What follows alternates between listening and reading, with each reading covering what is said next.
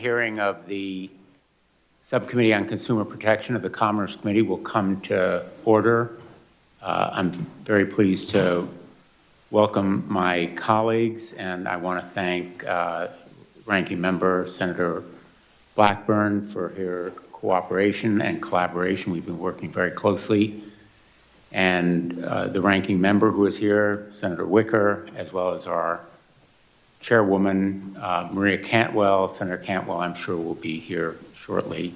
Most important, I'd like to thank our witness, Frances Haugen, for being here, and the two counsel who are representing her today. And I want to give you my heartfelt gratitude for your courage and strength in coming forward as you have done, standing up to one of the most powerful, implacable corporate giants in the history of the world, without any exaggeration. You have a compelling, credible voice, which we've heard already. But you are not here alone. You're armed with documents and evidence.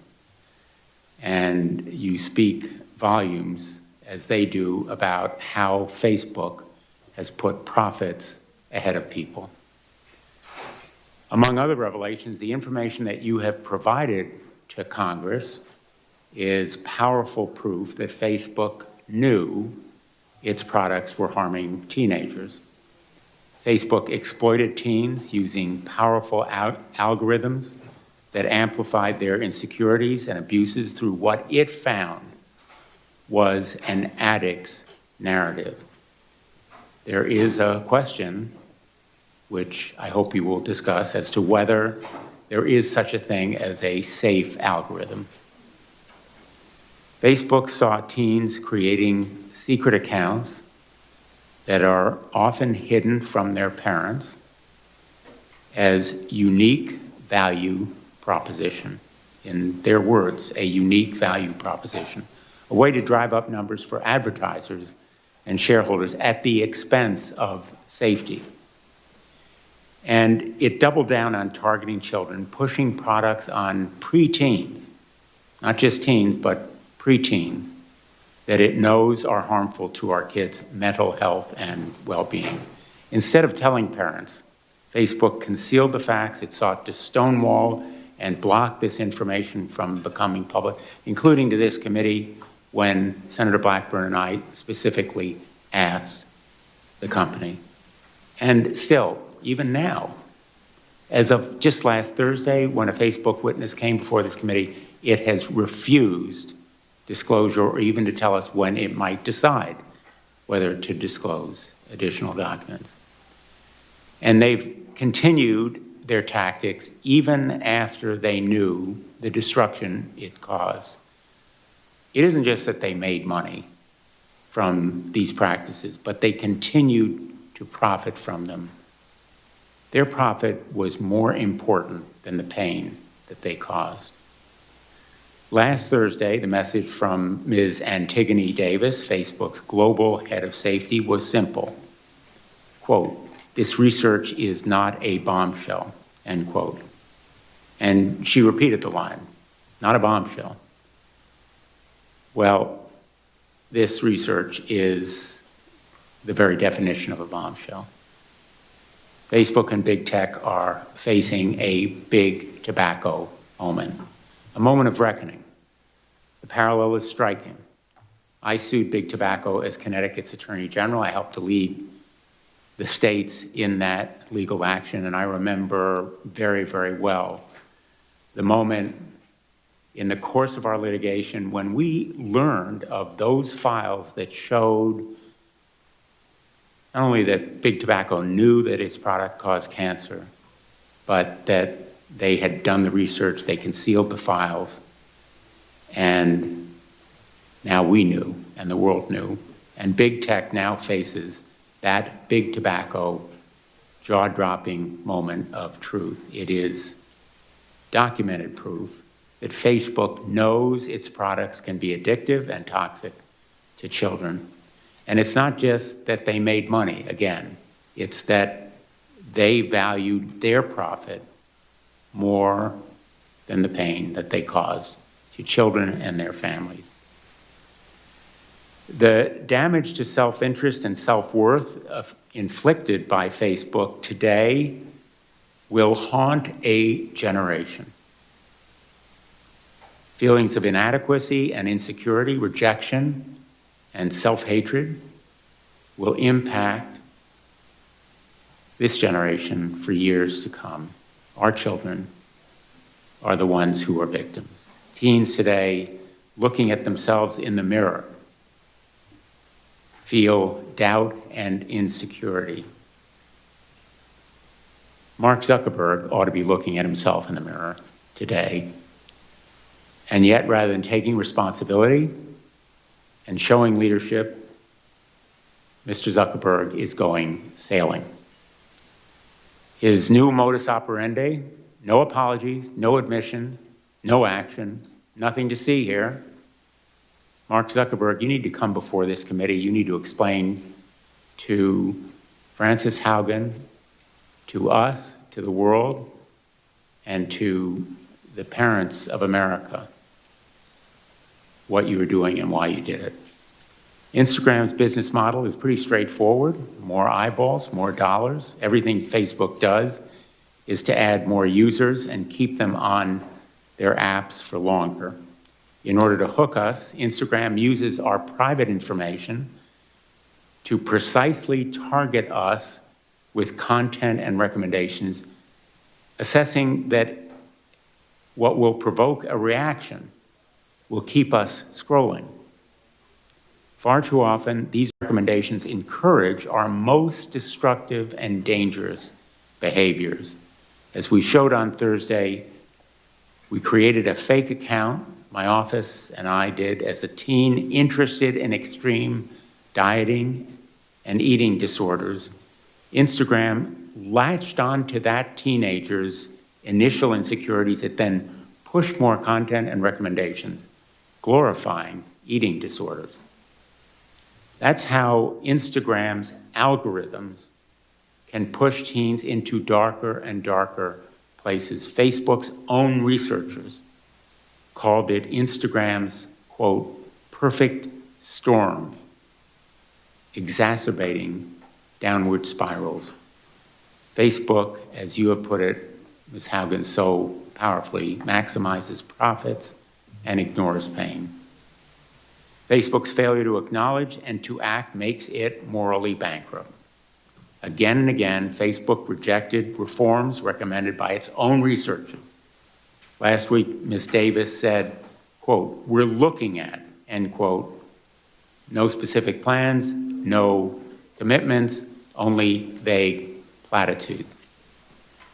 These documents that you have revealed provided this company with a blueprint for reform. It provided specific recommendations that could have made Facebook and Instagram safer. The company repeatedly ignored those recommendations from its own researchers that would have made Facebook and Instagram safer. Facebook researchers have suggested changing their recommendations to stop promoting accounts known to encourage dangerous body comparison. Instead of making meaningful changes, Facebook simply pays lip service, and if they won't act, and if big tech won't act, Congress has to intervene. Privacy protection is long overdue. Senator Markey and I have introduced the KIDS Act, which would ban addictive tactics that Facebook uses to exploit children. Parents deserve better tools to protect their children. I'm also a firm supporter of reforming Section 230. We should consider narrowing this sweeping immunity when platforms' algorithms amplify illegal conduct. You've commented on this in your testimony, and perhaps you'll expand on it.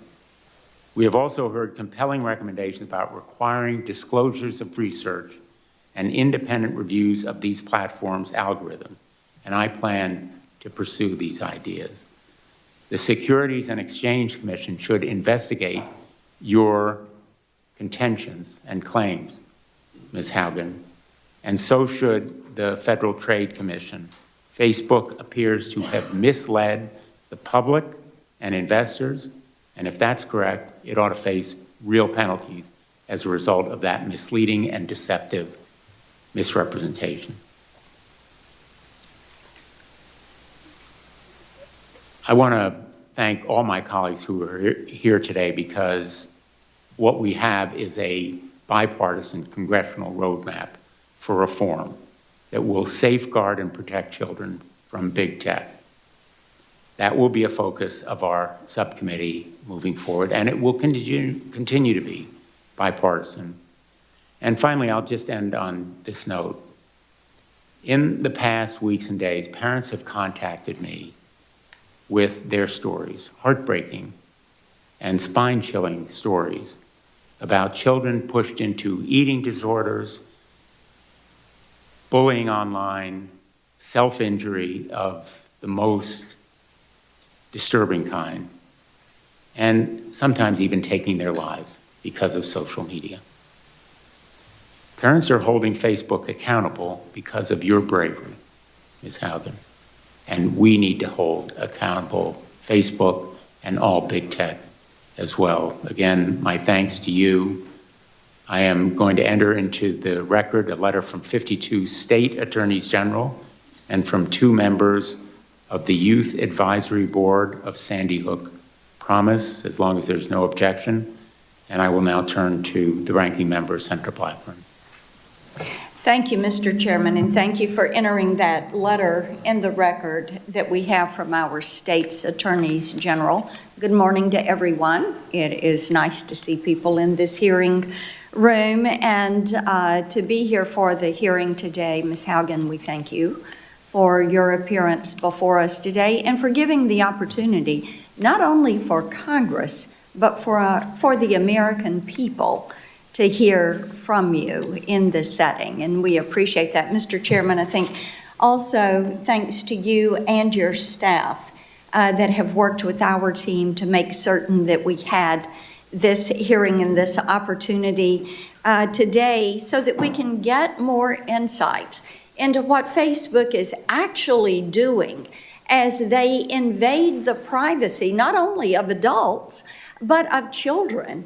And look at the ways that they are in violation of the Children's Online Privacy Protection Act, which is federal law, and looking at how they are evading that law and working around it.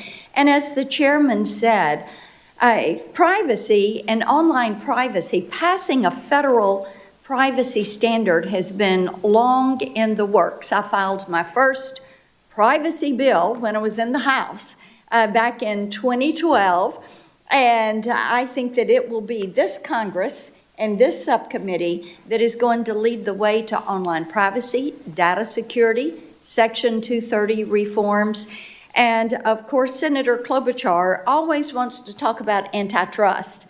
And I have to give a nod. Senator Markey is down there. When we were in the House, we were probably 2 of the only ones who were talking about the need to have a federal privacy standard. Now, as the chairman mentioned, last week we heard from Ms. Davis, who heads global safety for Facebook. And it was surprising to us that what she tried to do was to minimize the information that was in these documents, to minimize the research, and to minimize the knowledge that Facebook had. At one point, I even reminded her the research was not third-party research. The research was there, Facebook's internal research. So they knew what they were doing. They knew where the violations were, and they know they are guilty. They know this. Their research tells them this. Last week, in advance of our hearing, Facebook released 2 studies and said that the Wall Street Journal was all wrong. They had just gotten it wrong, as if the Wall Street Journal did not know how to read these documents and how to work through this research. Having seen the data that you've presented and the other studies that Facebook did not publicly share, I feel pretty confident that it's Facebook who has done the misrepresenting to this committee. Here are some of the numbers that Facebook chose not to share. And Mr. Chairman, I think it's important that we look at these as we talk about the setting for this hearing, what we learned last week, what you and I have been learning over the past 3 years about big tech and Facebook. And here you go, 66% of teen girls on Instagram and 40% of teen boys experience negative social comparisons. This is Facebook's research.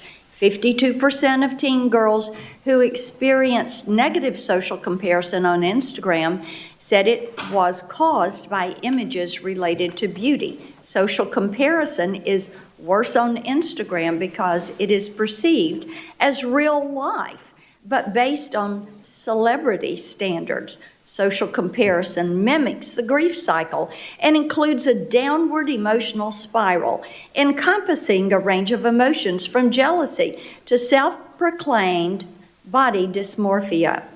Facebook addiction, which Facebook calls conveniently problematic use, is most severe in teens, peaking at age 14. Here's what else we know.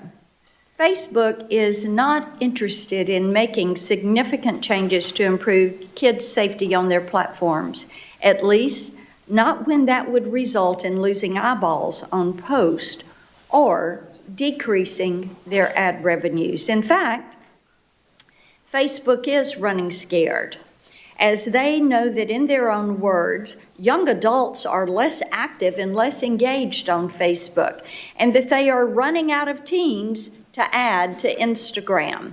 So teens are looking at other platforms like TikTok, and Facebook is only making those changes that add to its users' numbers and ultimately its profits. Follow the money. So what are these changes? Allowing users to create multiple accounts that Facebook does not delete, and encouraging teens to create second accounts they can hide from their parents. They are also studying younger and younger children, as young as 8, so that they can market to them. And while Ms. Davis says that kids below 13 are not allowed on Facebook or Instagram, we know that they are, because she told us that they recently had deleted 600,000 accounts from children under age 13. So how do you get that many underage accounts if you aren't turning a blind eye to them in the first place? And then in order to try to clean it up, you go to delete it, and then you say, oh, by the way, we just in the last month deleted 600,000 underage accounts. And speaking of turning a blind eye, Facebook turns a blind eye to user privacy.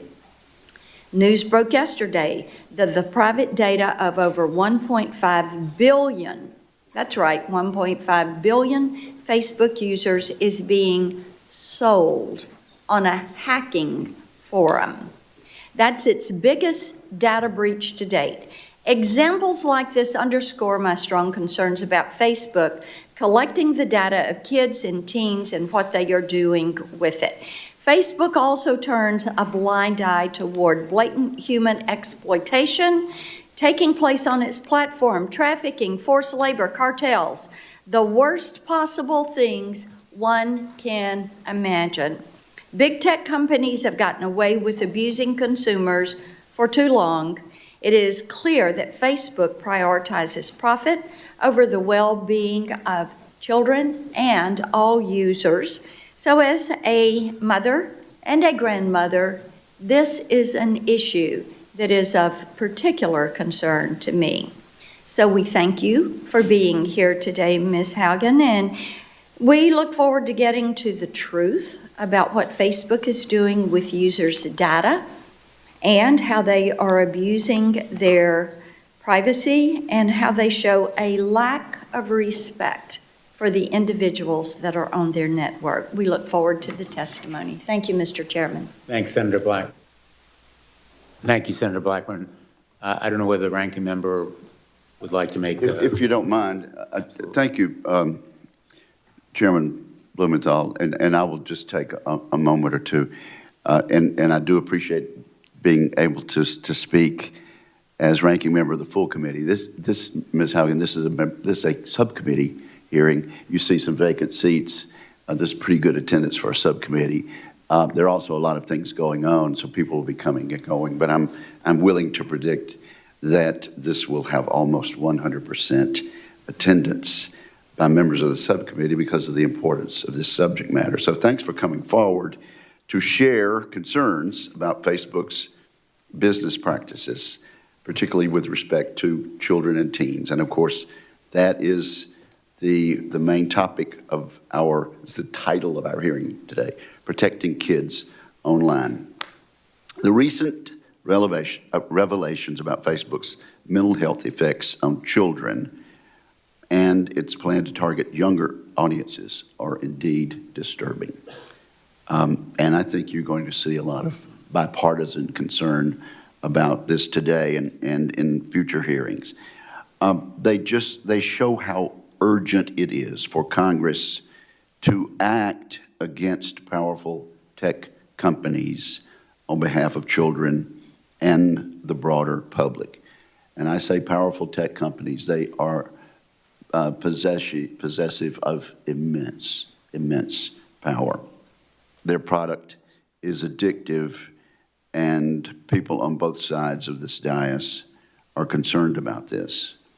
I talked to an opinion maker just down the hall a few moments before this hearing. This person said, the tech gods have been demystified now.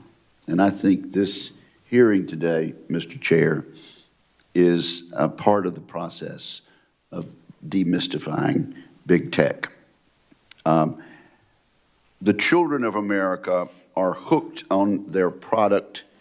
It is often destructive and harmful, and there is a cynical knowledge on behalf of the leadership of these big tech companies that is true.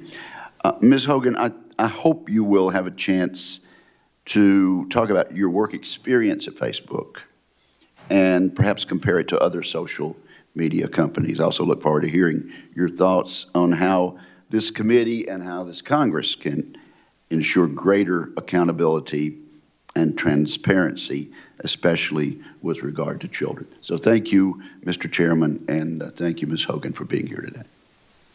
Thanks, Senator Wicker. Our witness this morning is Frances Haugen.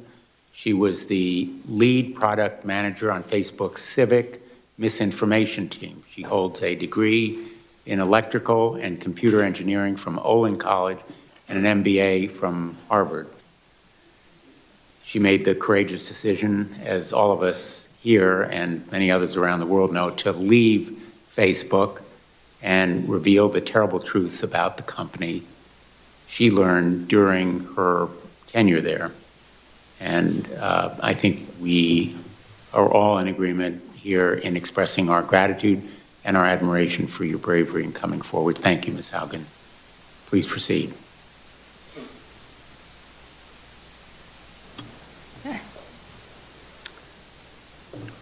Good afternoon, Chairman Blumenthal, Ranking Member Blackburn, and members of the subcommittee.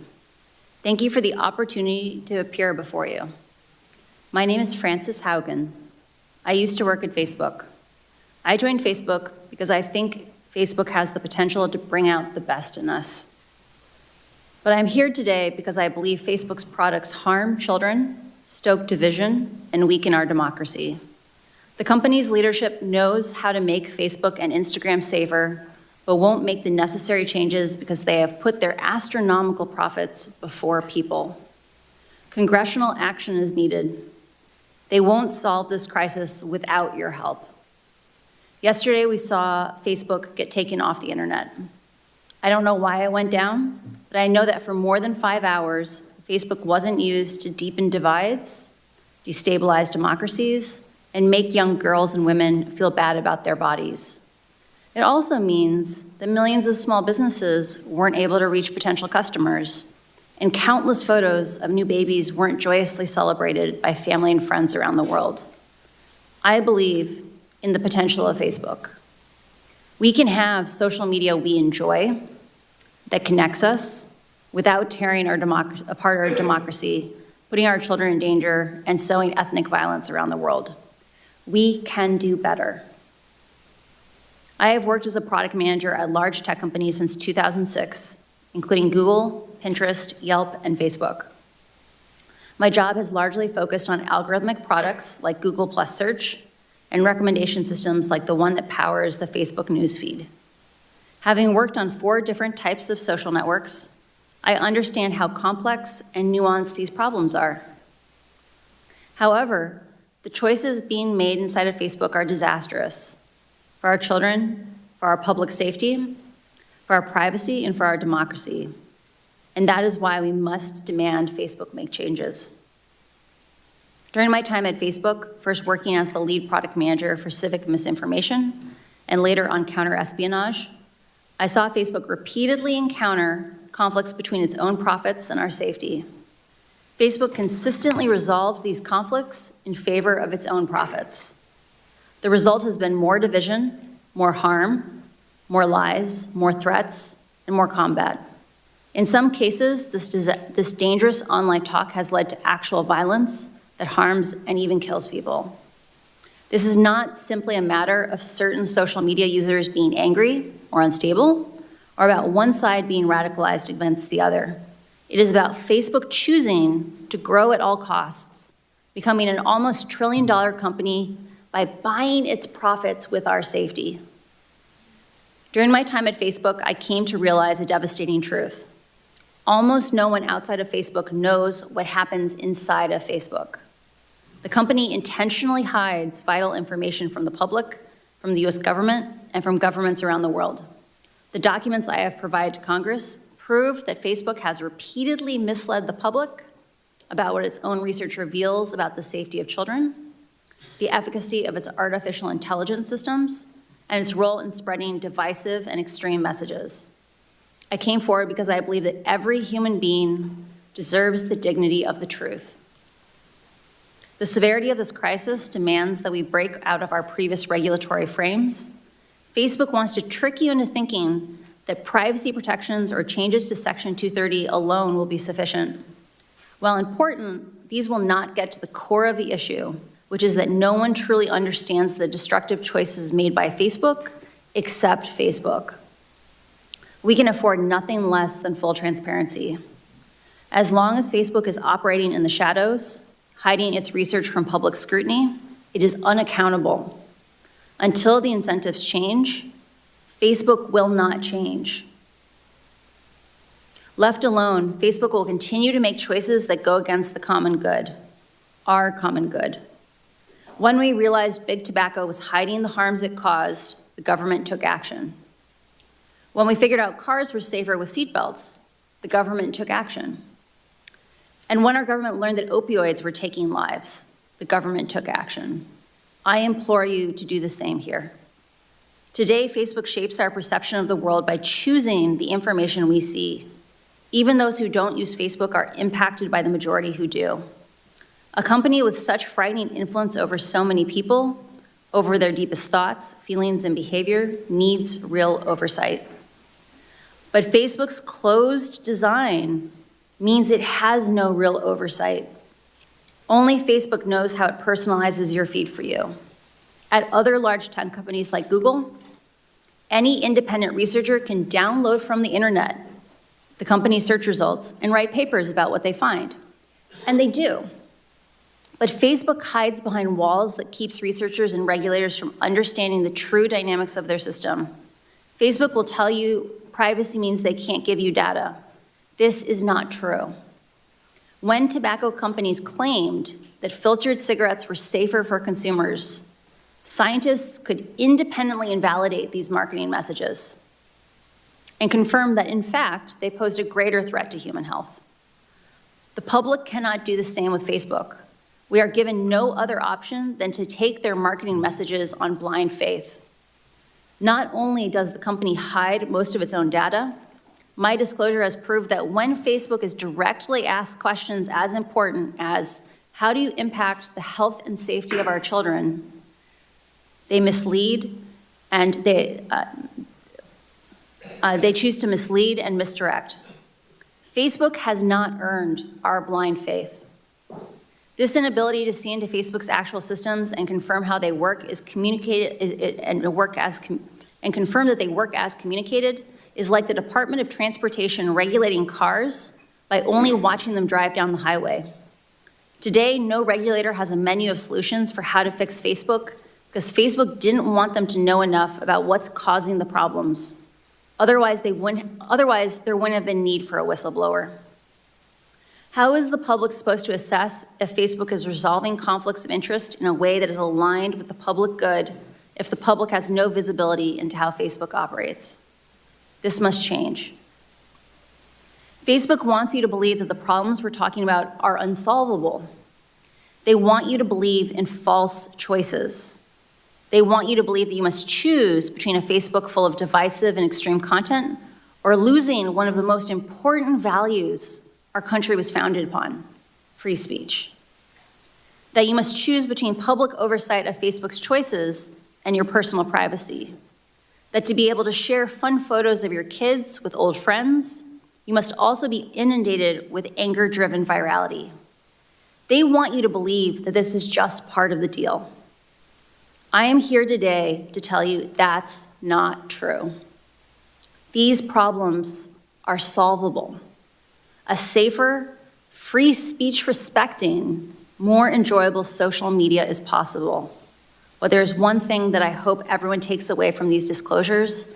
It is that Facebook can change, but is clearly not going to do so on its own. My fear is that without action, divisive and extremist behaviors we see today are only the beginning. What we saw in Myanmar and are now seeing in Ethiopia are only the opening chapters of a story so terrifying, no one wants to read the end of it. Congress can change the rules that Facebook plays by and stop the many harms it is now causing. We now know the truth about Facebook's destructive impact. I really appreciate the seriousness which the members of Congress and the Securities and Exchange Commission are approaching these issues. I came forward at great personal risk because I believe we still have time to act. But we must act now. I'm asking you, our elected representatives, to act. Thank you. Thank you, Ms. Haugen. Thank you for taking that personal risk, and we will do anything and everything to protect and stop any retaliation against you and any legal action that the company may bring to bear, or anyone else, and we've made that, I think, very clear in the course of these proceedings. I want to ask you about this idea of disclosure. You've talked about looking, in effect, at a car going down the road, and we're going to have 5-minute rounds of questions, maybe a second round if you're willing to do it.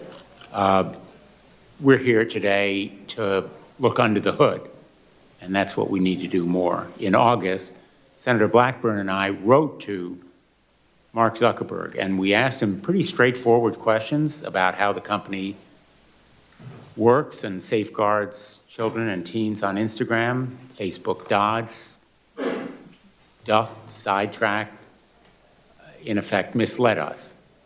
So I'm going to ask you a few straightforward questions to break down some of what you have said, and if you can answer them yes or no, that would be great. Has Facebook's research, its own research, ever found that its platforms can have a negative effect on children and teens' mental health or well-being?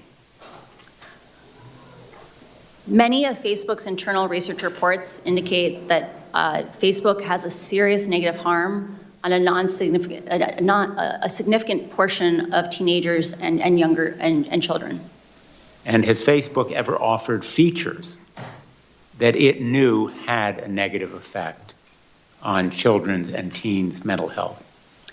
Facebook knows that its amplification algorithms things like engagement-based ranking on Instagram, can lead children from very innocuous topics like healthy recipes. I think all of us could eat a little more healthy, all the way from just something innocent like healthy recipes to anorexia promoting content over a very short period of time. And has Facebook ever found, again, in its research, that kids show sign of addiction on Instagram? Facebook has studied a pattern that they call problematic use, what we might more commonly call addiction. It has a very high bar for what it believes it is. It says you self-identify that you don't have control over your usage and that it is materially harming your health, your schoolwork, or your physical health. 5 to 6% of 14-year-olds have the self-awareness to admit both those questions. It is likely that far more than 5 to 6% of 14-year-olds are addicted to Instagram. Last Thursday, my colleagues and I asked Ms. Davis, who was representing Facebook, about how the decision would be made whether to pause permanently Instagram for kids. And she said, quote, "There's no one person who makes a decision like that. We think about it that collaboratively." It's as though she couldn't mention Mark Zuckerberg's name. Isn't he the one who will be making this decision from your experience in the company? Mark holds a very unique role in the tech industry in that he holds over 55% of all the voting shares for Facebook. There are no similarly powerful companies that are as unilaterally controlled. And in the end, the buck stops with Mark. There's no one currently holding Mark accountable but himself. And Mark Zuckerberg, in effect, is the algorithm designer-in-chief, correct? I received an MBA from Harvard, and they emphasized to us that we are responsible for the organizations that we build. Mark has built an organization that is very metrics-driven, it is intended to be flat. There is no unilateral responsibility. The metrics make the decision. Unfortunately, that itself is a decision.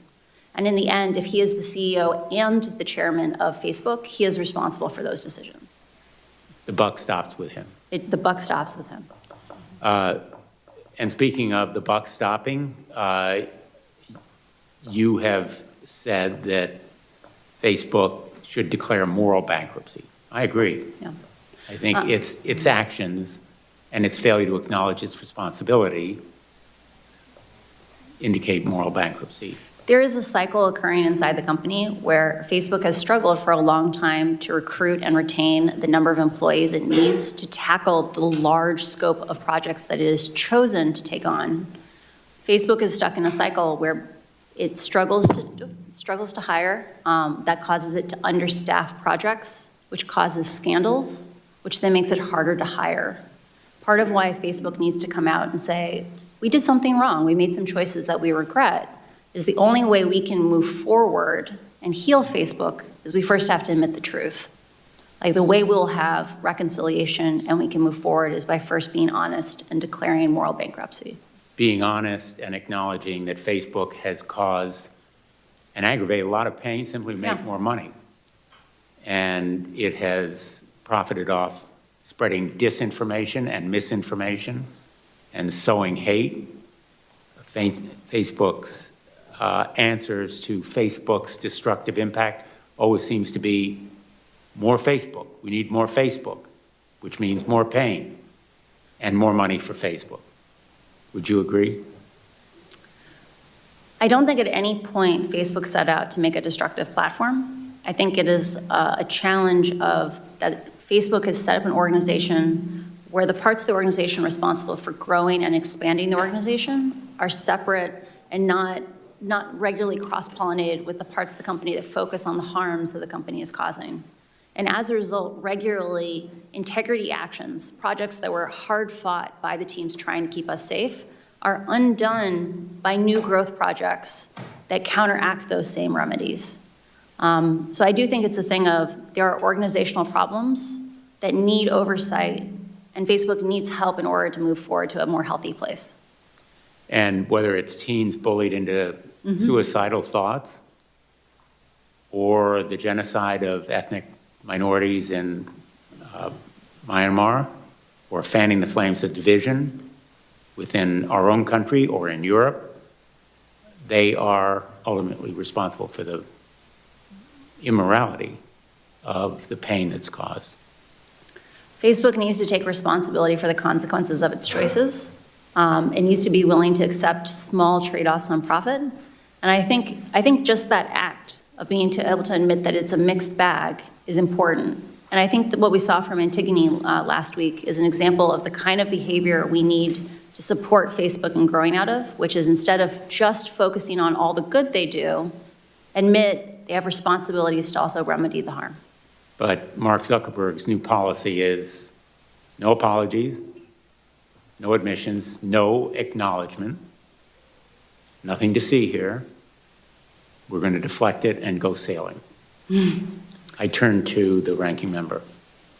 Thank you, Mr. Chairman. Thank you for your testimony. I want to stay with Ms. Davis and some of her comments because I had asked her last week about the underage users. And she had made the comment, I'm going to quote from her testimony, if we find an account of someone who's under 13, we remove them. In the last 3 months, we removed 600,000 accounts of under 13-year-olds, end quote. And I have to tell you, it seems to me that there's a problem if you have 600,000 accounts from children who ought not to be there in the first place. So what did Mark Zuckerberg know about Facebook's plans to bring kids on as new users and advertise to them? There are reports within Facebook that show cohort analyses where they examine at what ages do people join Facebook and Instagram. And based on those cohort analyses, so Facebook likes to say children lie about their ages to get onto the platform. Mm-hmm. The reality is enough kids tell the truth that you can work backwards to figure out what are approximately the real ages of anyone who's on the platform. When Facebook does cohort analyses and looks back retrospectively, it discovers things like, up to 10 to 15% of even 10-year-olds in a given cohort may be on Facebook or Instagram. Okay, so this is why Adam Mosseri, who's the CEO of Instagram, would have replied to JoJo Siwa when she said to him, oh, I've been on Instagram since I was 8. He said he didn't want to know that. Yeah. So it would be for this reason, correct? A pattern of behavior that I saw at Facebook was that often problems were so understaffed that there was kind of an implicit discouragement from having better detection systems. So for example, I worked, my last team at Facebook was on the counter-espionage team within the threat intelligence org. And at any given time, our team could only handle a third of the cases that we knew about. Okay. We knew that if we built even a basic detector, we would likely have many more cases. Okay, then let me ask you. Sure. Yeah, let me ask you this. So you look at the way that they have the data, but they're choosing to keep that data and advertise from it, right? Mm-hmm. You sell it to third parties. Mm-hmm. So what does Facebook do? You've got these 600,000 accounts that ought not to be on there. Mm-hmm. Probably more. Mm-hmm. And right. Yeah. But then you delete those accounts. But what happens to that data? Does Facebook keep that data? Do they keep it until those children go to age 13? Since, as you're saying, they can work backward and figure out the true age of a user. So what do they do with it? Do they delete it? Do they store it? Do they keep it? How do they process that? My understanding of Facebook's data retention policies, and I want to be really clear, I didn't work directly on that, is that when they delete an account, they delete all the data within, I believe, 90 days in compliance with GDPR. With regard to children underage on the platform, Facebook could do substantially more to detect more of those children, and they should have to publish for Congress those processes because there are lots of subtleties in those things, and they could be much more effective than probably what they're doing today. Got it. Now, staying with this underage children, since this hearing is all about kids and about online privacy, I want you to tell me how Facebook is able to do market research on these children that are under age 13, because Mrs. Davis was really, she didn't deny this last week. So how are they doing this? Do they bring kids into focus groups with their parents? How do they get that permission? She said they got permission from parents. Is there a permission slip or a form that gets signed? And then how do they know which kids to target? There's a bunch to unpack there. We'll start with maybe how did they recruit children for focus groups or recruit teenagers. Most tech companies have systems where they can analyze the data that is on their servers. So most of the focus groups I read or that I saw analysis of were around Messenger Kids, which has children on it. And those focus groups appear to be children interacting in person. Often, large tech companies use either sourcing agencies that will go and identify people who meet certain demographic criteria, or they will reach out directly based on data on the platform. So for example, in the case of Messenger Kids, maybe you would want to study a child that was an active user and one that was a less active user. You might reach out to some that came from each population. And so these are children that are under age 13. Yeah. And they know it. For some of these studies. And I assume they get permission, but I don't work on that. Okay. Well, we're still waiting to get a copy of that parental consent form that would involve children. My time has expired, Mr. Chairman. I'll save my other questions for our second round if we're able to get those. Thank you. Great. Thank you, Senator Blackburn. Senator Klobuchar. Thank you very much, Mr. Chairman. Thank you so much, Ms. Haugen, for shedding a light on how Facebook time and time again has put profit over people. When their own research found that more than 13% of teen girls say that Instagram made their thoughts of suicide worse, what did they do? They proposed Instagram for Kids, which has now been put on pause because of public pressure. When they found out that their algorithms are fostering polarization, misinformation, and hate, that they allowed 99% of their violent content to remain unchecked on their platform, including lead up to the January 6th insurrection. What did they do? They now, as we know, Mark Zuckerberg's going sailing and saying no apologies. I think the time has come for action, and I think you are the catalyst for that action. You have said privacy legislation is not enough. I completely agree with you, but I think you know we have not done anything to update our privacy laws in this country, our federal privacy laws. Nothing, zilch, in any major way. Why? Because there are lobbyists around every single corner of this building that have been hired by the tech industry. We have done nothing when it comes to making the algorithms more transparent, allowing for the university research that you referred to. Why? Because Facebook and the other tech companies are throwing a bunch of money around this town and people are listening to them.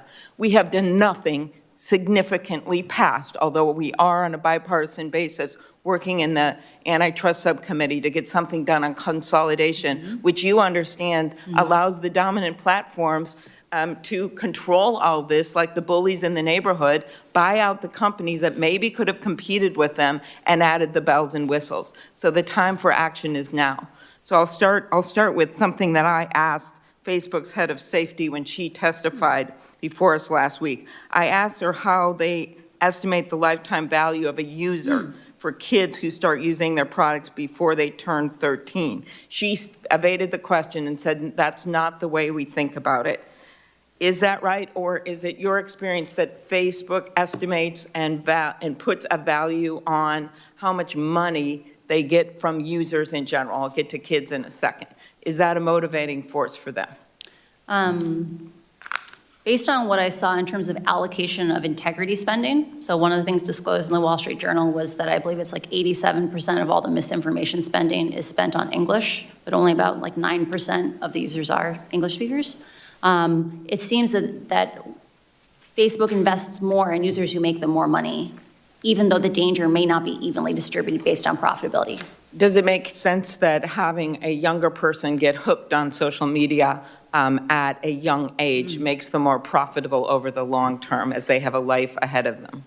Facebook's internal documents talk about the importance of getting younger users, for example, tweens, onto Instagram, like Instagram Kids, because they need to have, they know that children bring their parents online and things like that. And so they understand the value of younger users for the long-term success of Facebook. Facebook reported advertising revenue to be $51.58 per user last quarter in the US and Canada. When I asked Ms. Davis how much of that came from Instagram users under 18, she wouldn't say. Do you think that teens are profitable for their company? I would assume so, based on advertising for things like television. You get much substantially higher advertising rates for customers who don't yet have preferences or habits. And so I'm sure they are some of the more profitable users on Facebook, but I do not work directly on that. Another major issue that's come out of this, eating disorders. Studies have found that eating disorders actually have the highest mortality rate of any mental illness for women. And I led a bill on this with Senators Capito and Baldwin that we passed into law. And I'm concerned that this algorithms that they have pushes outrageous content promoting anorexia and the like. I know it's personal to you. Do you think that their algorithms push some of this content to young girls?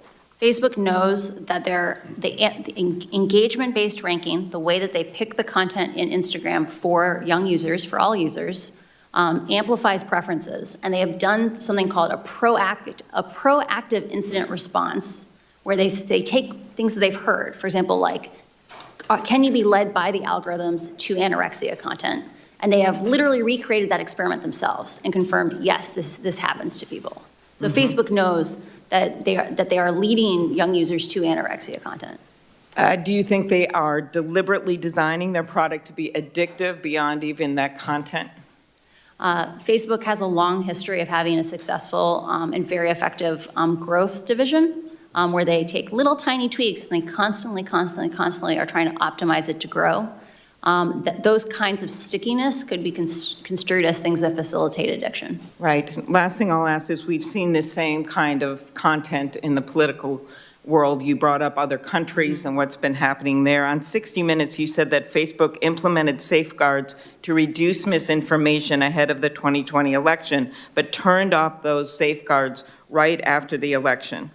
And you know that the insurrection occurred January 6th. Do you think that Facebook turned off the safeguards because they were costing the company money, because it was reducing profits? Facebook has been emphasizing a false choice. They've said the safeguards that were in place before the election implicated free speech. The choices that were happening on the platform were really about how reactive and twitchy was the platform, right? Like, how viral was the platform? And Facebook changed those safety defaults in the run-up to the election because they knew they were dangerous.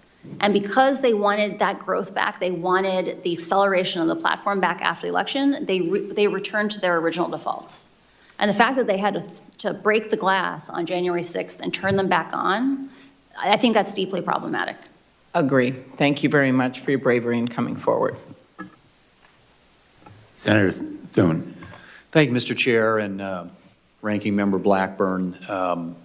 I've been arguing for some time that it is time for Congress to act, and I think the question is always, what is the correct way to do it, the right way to do it, consistent with our First Amendment right to free speech. Totally. This committee doesn't have jurisdiction over the antitrust issue. That's the Judiciary Committee, and I'm not averse to looking at the monopolistic nature of Facebook, honestly. I think that's a real issue that needs to be examined and perhaps addressed as well.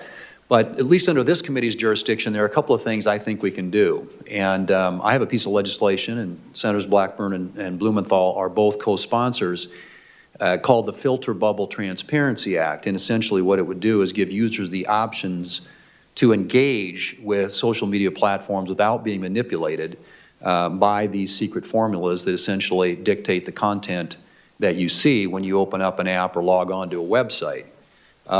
We also, I think, need to hold big tech accountable by reforming Section 230, And one of the best opportunities, I think, to do that, at least in a bipartisan way, is the Platform Accountability and Consumer Transparency, or the PACT Act, and that's legislation that I've co-sponsored with Senator Schatz, which, in addition to stripping Section 230 protections for content that a court determines to be illegal, the PACT Act would also increase transparency and due process for users around the content moderation process. And importantly, in the context we're talking about today with this hearing, with a major big tech whistleblower, the PACT Act would explore the viability of a federal program for big tech employees to blow the whistle on wrongdoing inside the companies where they work. In my view, we should encourage employees in the tech sector like you to speak up about questionable practices of big tech companies, so we can, among other things, ensure that Americans are fully aware of how social media platforms are using artificial intelligence and opaque algorithms to keep them hooked on the platform. So let me, Ms. Haugen, just ask you, we've learned from the information that you provided that Facebook conducts what's called engagement-based ranking, which you've described as very dangerous. Could you talk more about why engagement-based ranking is dangerous, and do you think Congress should seek to pass legislation like the Filter Bubble Transparency Act that would give users the ability to avoid engagement-based ranking altogether? Facebook is going to say, you don't want to give up engagement-based ranking. You're not going to like Facebook as much if we're not picking out the content for you. That's just not true. There are a lot of, Facebook likes to present things as false choices, like you have to choose between having lots of spam. Like let's say, imagine we ordered our feeds by time, like on iMessage or on, there are other forms of social media that are chronologically based. They're going to say, you're going to get spammed, like you're not going to enjoy your feed.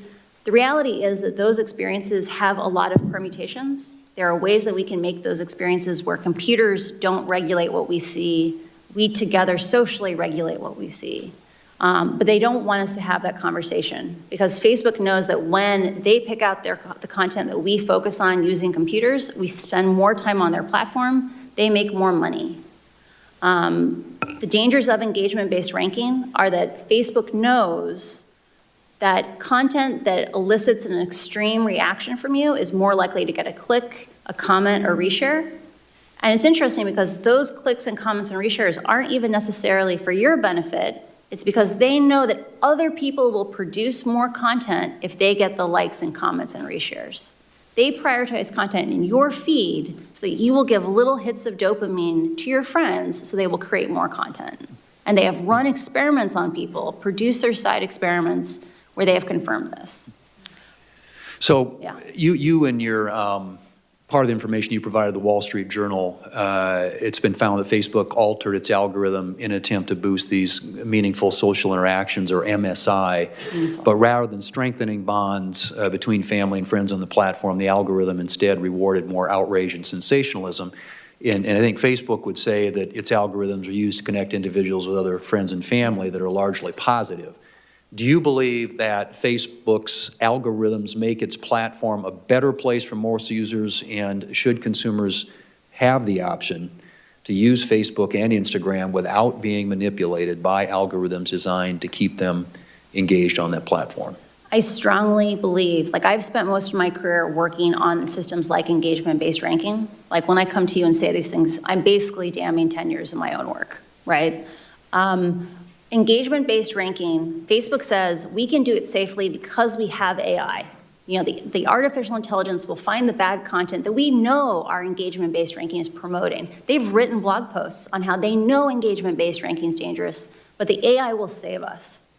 Facebook's own research says they cannot adequately identify dangerous content, and as a result, those dangerous algorithms that they admit are picking up the extreme sentiments, the division. They can't protect us from the harms that they know exist in their own system. And so I don't think it's just a question of saying, should people have the option of choosing to not be manipulated by their algorithms? I think if we had appropriate oversight, or if we reformed 230 to make Facebook responsible for the consequences of their intentional ranking decisions, I think they would get rid of engagement-based ranking, because it is causing teenagers to be exposed to more anorexia content. It is pulling families apart. And in places like Ethiopia, it's literally fanning ethnic violence. I encourage reform of these platforms, not picking and choosing individual ideas, but instead making the platforms themselves safer, less twitchy, less reactive, less viral, because that's how we scalably solve these problems. Thank you. Ms. Chair, I would simply say let's get to work. So we got some things we can do here. Thanks. I agree. Thank you. Senator Schott. Thank you, Mr. Chairman, Ranking Member. Thank you for your courage in coming forward. Was there a particular moment when you came to the conclusion that reform from the inside was impossible and that you decided to be a whistleblower? There was a long series of moments where I became aware that Facebook, when faced with conflicts of interest between its own profits and the common good, public safety, that Facebook consistently chose to prioritize its profits.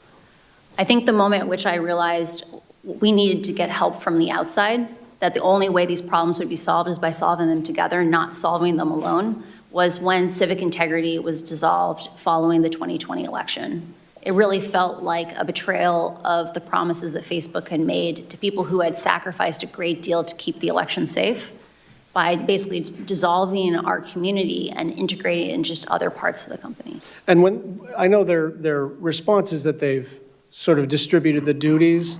Yeah. That's an excuse, right? I cannot see into the hearts of other men, and I don't know what their Well, let me say it this way. It won't work, right? And I can tell you that when I left the company, so the people who I worked with were disproportionately, maybe 75% of my pod of 7 people. Those are product managers, program managers. Most of them had come from civic integrity. All of us left the inauthentic behavior pod, either for other parts of the company or the company entirely over the same 6-week period of time. So 6 months after the reorganization, we had clearly lost faith that those changes were coming. You said in your opening statement that they know how to make Facebook and Instagram safer. Mm-hmm. So, thought experiment. You are now the chief executive officer and chairman of the company. What changes would you immediately institute? I would immediately establish a policy of how to share information and research from inside the company with appropriate oversight bodies like Congress. I would give proposed legislation to Congress saying, here's what an effective oversight agency would look like.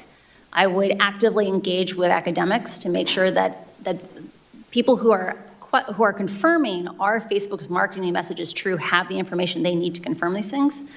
And I would immediately implement the, quote, soft interventions that were identified to protect the 2020 election. So that's things like requiring someone to click on a link before resharing it, because other companies like Twitter have found that significantly reduces misinformation. No one is censored by being forced to click on a link before resharing it. Thank you. I want to pivot back to Instagram's targeting of kids. We all know that they announced a pause, but that reminds me of what they announced when they were going to issue a digital currency. And they got beat up by the U.S. Senate Banking Committee, and they said, never mind. And now they're coming back around, hoping that nobody notices that they are going to try to issue a currency. Now, let's set aside for the moment the sort of the business model, which appears to be gobble up everything, do everything. That's the growth strategy. Do you believe that they're actually going to discontinue Instagram Kids, or are they just waiting for the dust to settle? I would be sincerely surprised if they do not continue working on Instagram Kids, and I would be amazed if a year from now we don't have this conversation again. Why? Facebook understands that if they want to continue to grow, they have to find new users. They have to make sure that the next generation is just as engaged with Instagram as the current one. And the way they'll do that is by making sure that children establish habits before they have good self-regulation. By hooking kids. By hooking kids. I would like to emphasize one of the documents that we sent in on problematic use examined the rates of problematic use by age, and that peaked with 14-year-olds. It's just like cigarettes. Teenagers don't have good self-regulation. They say explicitly, I feel bad when I use Instagram, and yet I can't stop. We need to protect the kids.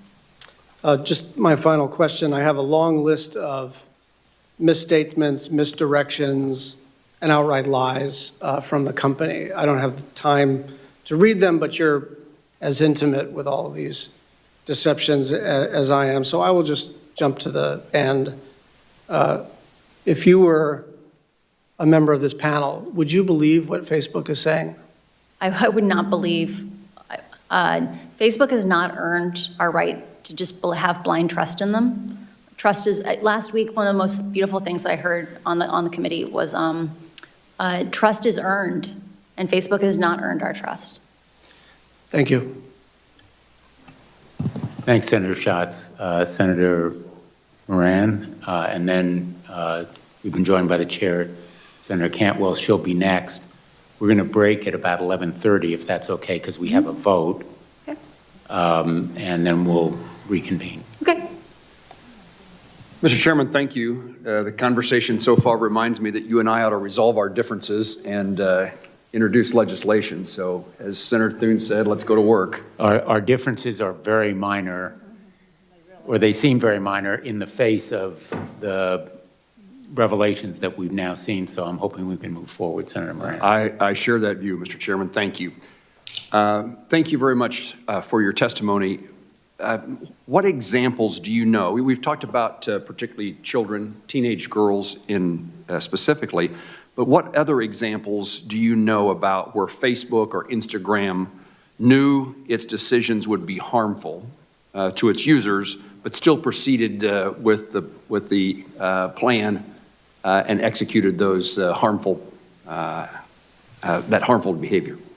Facebook's internal research is aware that there are a variety of problems facing children on Instagram that are,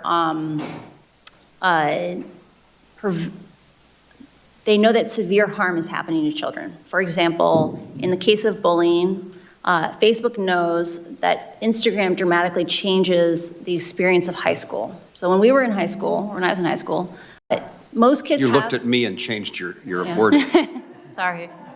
When I was in high school, most kids have positive home lives. Like, it doesn't matter how bad it is at school, kids can go home and reset for 16 hours. Kids who are bullied on Instagram, the bullying follows them home. It follows them into their bedrooms. The last thing they see before they go to bed at night is someone being cruel to them, or the first thing they see in the morning is someone being cruel to them. Kids are learning that their own friends, like people who they care about them, are cruel to them. Like, think about how that's going to impact their domestic relationships when they become 20-somethings or 30-somethings, to believe that people who care about you are mean to you. Facebook knows that parents today, because they didn't experience these things, they never experienced this addictive experience with a piece of technology, they give their children bad advice. They say things like, why don't you just stop using it? And so that Facebook's own research is aware that children express feelings of loneliness and struggling with these things because they can't even get support from their own parents. I don't understand how Facebook can know all these things and not escalate it to someone like Congress for help and support in navigating these problems. Let me ask the question in a broader way. Besides teenagers or besides girls or besides youth, are there other practices at Facebook or Instagram that are known to be harmful but yet are pursued? Facebook is aware that choices it made in establishing like meaningful social interactions, so engagement-based ranking that didn't care if you bullied someone or committed hate speech in the comments, that was meaningful. They know that that change directly changed publishers' behavior, that companies like BuzzFeed wrote in and said, the content is most successful on our platform is some of the content we're most ashamed of. You have a problem with your ranking, and they did nothing. They know that politicians are being forced to take positions they know their own constituents don't like or approve of because those are the ones that get distributed on Facebook. That's a huge, huge negative impact. Facebook also knows that they have admitted in public that engagement-based ranking is dangerous without integrity and security systems, but then not rolled out those integrity and security systems to most of the languages in the world. And that's what's causing things like ethnic violence in Ethiopia. Thank you for your answer. What is the magnitude of Facebook's revenues or profits that come from the sale of user data? Oh, I'm sorry. I've never worked on that. I'm not aware. Thank you. What regulations or legal actions by Congress or by administrative action do you think would have the most consequence or would be feared most by Facebook, Instagram, or allied companies? I strongly encourage reforming Section 230 to exempt decisions about algorithms, right? So modifying 230 around content, I think has, it's very complicated because user-generated content is something that companies have less control over. They have 100% control over their algorithms. And Facebook should not get a free pass on choices it makes to prioritize growth and virality and reactiveness over public safety. They shouldn't get a free pass on that because they're paying for their profits right now with our safety. So I strongly encourage reform of 230 in that way. I also believe there needs to be a dedicated oversight body because right now the only people in the world who are trained to analyze these experiments, to understand what's happening inside of Facebook, are people who grew up inside of Facebook or Pinterest or another social media company. And there needs to be a regulatory home where someone like me could do a tour of duty after working at a place like this and have a place to work on things like regulation, to bring that information out to the oversight boards that have the right to do oversight. A regulatory agency within the federal government. Yes. Thank you very much. Thank you, Chairman. Senator Cantwell. Thank you, Mr. Thank you, Chairman. Senator Moran. Thank you for holding this hearing, and I think my colleagues have brought up a lot of important issues, and so I think I just want to continue on that vein. First of all, the Privacy Act that I introduced along with several of my colleagues actually does have FTC oversight of algorithm transparency. In some instances, I'd hope you take a look at that and tell us what other areas you think we should add to that level of transparency. But clearly that's the issue at hand here, I think, in your coming forward, so thank you again for your willingness to do that. The documentation that you say now exists is the level of transparency about what's going on that people haven't been able to see. And so your information that you say has gone up to the highest levels at Facebook is that they purposely knew that their algorithms were continuing to have misinformation and hate information, and that when presented with information about this terminology, downstream MSI, meaningful social information, knowing that it was this choice, you could continue this wrong-headed information, hate information about the Rohingya, or you could continue to get higher click-through rates. And I know you said you don't know about profits, but I'm pretty sure you know that on a page. Yeah. If you click through that next page, I'm pretty sure there's a lot more ad revenue than if you didn't click through. So you're saying that documents exist that at the highest level at Facebook, you had information discussing these two choices, and that people chose, even though they knew that it was misinformation and hurtful and maybe even causing people lives, they continued to choose profit. We have submitted documents to Congress outlining Mark Zuckerberg was directly presented with a list of, quote, soft interventions. So a hard intervention is like taking a piece of content off Facebook, taking a user off Facebook. Soft interventions are about making slightly different choices to make the platform less viral, less twitchy. Mark was presented with these options and chose to not remove downstream MSI in April of 2020, even though even just isolated in at-risk countries, that's countries at risk of violence, if it had any impact on the overall MSI metric. So he chose— Which in translation means less money. Yeah, he said— Right? Was there another reason given why they would do it other than they thought it would really affect their numbers? I don't know for certain. Like Jeff Horowitz, the reporter for the Wall Street Journal, and I struggled with this because we sat there and read these minutes and we're like, how is this possible? Like, we've just read 100 pages on how downstream MSI expands hate speech, misinformation, violence inciting content, graphic violent content. Why wouldn't you get rid of this? And the best theory that we've come up with, and I want to emphasize this is just our interpretation on it, is people's bonuses are tied to MSI. Right? Like people stay or leave the company based on what they get paid. And like, if you hurt MSI, a bunch of people weren't going to get their bonuses. So you're saying that this practice even still continues today? Like, we're still in this environment? I'm personally very frustrated by this because we presented information to Facebook from one of my own constituents in 2018 talking about this issue with the Rohingya, pleading with the company. Yeah. We pleaded with the company, and they continue to not address this issue. Now, you're pointing out that these same algorithms are being used, and they know darn well in Ethiopia that it's causing and inciting violence. And again, they are still today choosing profit over taking this information down. Is that correct? When rioting began in the United States in the summer of last year, they turned off downstream MSI only for when they detected content was health content, which is probably COVID, and civic content. But Facebook's own algorithms are bad at finding this content. It's still in the raw form for 80, 90% of even that sensitive content. In countries where they don't have integrity systems in the local language, and in the case of Ethiopia, there are 100 million people in Ethiopia in 6 languages. Facebook only supports 2 of those languages for integrity systems. This strategy of focusing on language-specific, content-specific systems, AI to save us, is doomed to fail. I need to get to one of them. First of all, I'm sending a letter to Facebook today. They better not delete any information as it relates to the Rohingya or investigations about how they proceeded on this, particularly in light of your information or the documents.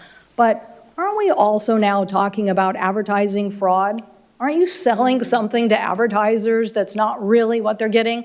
We know about this because of the newspaper issues. We're trying to say that journalism that basically has to meet a different standard, a public interest standard, that basically is out there basically proving every day, or they can be sued.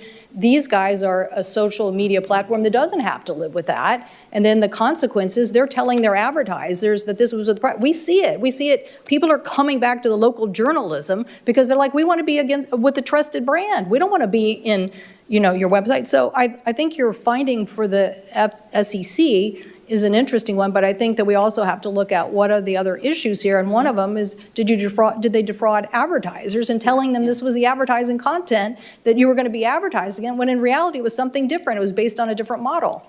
We have multiple examples of question and answers for the advertising staff, the sales staff, where advertisers say after the riots last summer, were asked, should we come back to Facebook? Or after the insurrection, should we come back to Facebook? And Facebook said in their talking points that they gave to advertisers, we're doing everything in our power to make this safer, or we take down all the hate speech when we find it. But Facebook's own And that was not true. That was not true. They get Thank 3 you. to 5% of hate speech. Thank you. Thank you, Mr. Chairman. Thanks, Senator Cantwell. And if you want to make your letter available to other members of the committee, I'd be glad to join you myself. Thank you. And Thank you. thank you for suggesting it. Thank you. Senator Lee. Thank you, Mr. Chairman, and thank you, Ms. Haugen, for joining us this week. It's very, very helpful. We're grateful that you're willing to make yourself available. Last week, we had another witness from Facebook, Ms. Davis. She came and she testified before this committee, and she focused on, among other things, the extent to which Facebook targets ads to children, including ads that are either sexually suggestive or geared toward adult-themed products or themes in general. Now, I appreciated her willingness to be here. I didn't get the clearest answers in response to some of those questions, and so I'm hoping that you can help shed some light on some of those issues related to Facebook's advertising processes here today. As we get into this, I want to first read you a quote that I got from Ms. Davis last week. Here's what she said during her questioning. Quote, "When we do ads to young people, there are only 3 things that an advertiser can target around: age, gender, location. We also prohibit certain ads to young people, including weight loss ads. We don't allow tobacco ads at all, meaning to young people. We don't allow them to children. We don't allow them to minors," close quote. Now, since that exchange happened last week, there are a number of individuals and groups, including a group called the Technology Transparency Project, or TTP, that have indicated that that part of her testimony was inaccurate, that it was false. TTP noted that TTP had conducted an experiment just last month, and their goal was to run a series of ads that would be targeted to children ages 13 to 17, to users in the United States. Now, I want to emphasize that TDP didn't end up running these ads. They stopped them from being distributed to users.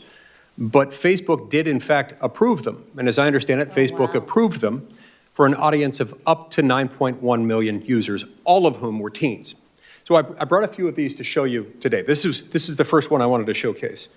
This first one has a colorful graphic encouraging kids to, quote, throw a Skittles party like no other, which, as the graphic indicates, and as the slang jargon also independently suggests, this involves kids getting together randomly to abuse prescription drugs. The second graphic displays an anti-tip. That is, a tip specifically designed to encourage and promote anorexia. And it's on there.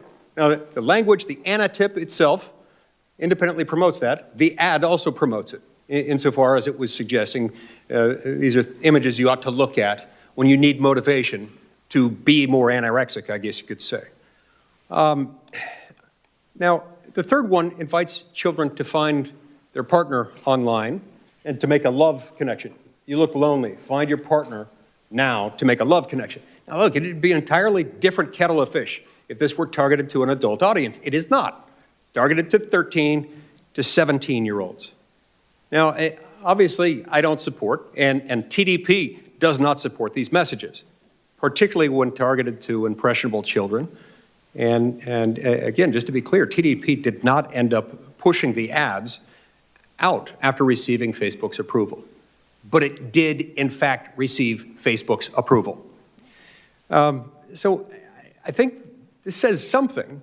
One could argue that it proves that Facebook is allowing and perhaps facilitating the targeting of harmful adult-themed ads to our nation's children. So could you please explain to me, Ms. Haugen, how these ads with a target audience of 13 to 17-year-old children, how would they possibly be approved by Facebook? And is AI involved in that? I did not work directly on the ad approval system. What was resonant for me about your testimony is Facebook has a deep focus on scale. So scale is, can we do things very cheaply for a huge number of people, which is part of why they rely on AI so much. It is very possible that none of those ads were seen by a human. And the reality is that we've seen from repeated documents within my disclosures is that Facebook's AI systems only catch a very tiny minority of offending content. And best case scenario, in the case of something like hate speech, at most they will ever get 10 to 20%. In the case of children, that means drug paraphernalia ads like that. It's likely if they rely on computers and not humans, they will also likely never get more than 10 to 20% of those ads. Understood. Mr. Chairman, I've got one minor follow-up question. It should be easy to answer. Go ahead. So, while Facebook may claim that it only targets ads based on age, gender, and location, even though these things seem to counteract that, but let's set that aside for a minute, and that they're not basing ads based on specific interest categories. Does Facebook still collect interest category data on teenagers, even if they aren't at that moment targeting ads at teens based on those interest categories? I think it's very important to differentiate between what targeting are advertisers allowed to specify and what targeting Facebook may learn for an ad. Let's imagine you had some text on an ad. It would likely extract out features that it thought was relevant for that ad. For example, in the case of something about partying, it would learn partying is a concept. I'm very suspicious that personalized ads are still not being delivered to teenagers on Instagram because the algorithms learn correlations. They learn interactions where your party ad may still go to kids interested in partying because Facebook is almost certainly has a ranking model in the background that it says this person wants more party-related content. Interesting. Thank you. That's very helpful. And what that suggests to me is that while they're saying they're not targeting teens with those ads, the algorithm might do some of that work for them, which might explain why they collect the data, even while claiming that they're not targeting those ads in that way. I can't speak to whether or not that's the intention, but the reality is it's very, very, very difficult to understand these algorithms today. And over and over and over again, we saw these biases the algorithms unintentionally learn. And so, yeah, it's very hard to disentangle out these factors as long as you have engagement-based ranking. Thank you, Ms. Haugen. Thank you very much, Senator Lee. Senator Markey. Thank you, Mr. Chairman, very much. Thank you, Ms. Haugen. You are a 21st century American hero, warning our country of the danger for young people, for our democracy, and our nation owes you just a huge debt of gratitude for the courage you're showing here today, so thank you. Ms. Haugen, do you agree that Facebook actively seeks to attract children and teens onto its platforms? And Facebook actively markets to children, or markets to children under the age of 18 to get on Instagram, and definitely targets children as young as 8 to be on in Messenger Kids. An internal Facebook document from 2020 that you revealed reads, "Why do we care about tweens? They are a valuable but untapped audience." So Facebook only cares about children to the extent that they are of monetary value. Last week, Facebook's global head of safety, Antigone Davis, told me that Facebook does not allow targeting of certain harmful content to teens. Ms. Davis stated, "We don't allow weight loss ads to be shown to people under the age of 18. Yet, a recent study found that Facebook permitted targeting of teens as young as 13 with ads that showed a young woman's thin waist promoting websites that glorify anorexia." Ms. Haugen, based on your time at Facebook, do you think Facebook is telling the truth? I think Facebook has focused on scale over safety, and it is likely that they are using artificial intelligence to try to identify harmful ads without allowing the public oversight to see what is the actual effectiveness of those safety systems. You unearthed Facebook's research about its harm to teens. Did you raise this issue with your supervisors? I did not work directly on anything involving teen mental health. This research was freely available to anyone in the company. Ms. Davis testified last week, quote, "We don't allow tobacco ads at all. We don't allow them to children either. We don't allow alcohol ads to minors." However, researchers also found that Facebook does allow targeting of teens with ads on vaping. Ms. Haugen, based on your time at Facebook, do you think Facebook is telling the truth? I do not have context on that issue. I assume that if they are using artificial intelligence to catch those vape ads, unquestionably ads are making its way through. Okay. So from my perspective, listening to you and your incredibly courageous revelations time and time again, Facebook says one thing and does another. Time and time again, Facebook fails to abide by the commitments that they had made. Time and time again, Facebook lies about what they are doing. Yesterday, Facebook had a platform outage, but for years it has had a principles outage. Its only real principle is profit. Facebook's platforms are not safe for young people. As you said, Facebook is like big tobacco, enticing young kids with that first cigarette, that first social media account designed to hook kids as users for life. Ms. Haugen, your whistleblowing shows that Facebook uses harmful features that quantify popularity, push manipulative influencer marketing, amplify harmful content to teens. And last week in this committee, Facebook wouldn't even commit to not using these features on 10-year-olds. Facebook is built on computer codes of misconduct. Senator Blumenthal and I have introduced the Kids Internet Design and Safety Act, the KIDS Act. You have asked us to act as a committee. And Facebook has scores of lobbyists in the city right now coming in right after this hearing to tell us we can't act. And they've been successful for a decade in blocking this committee from acting. So let me ask you a question. the Kids Internet Design and Safety Act, or the Kids Act, here's what the legislation does.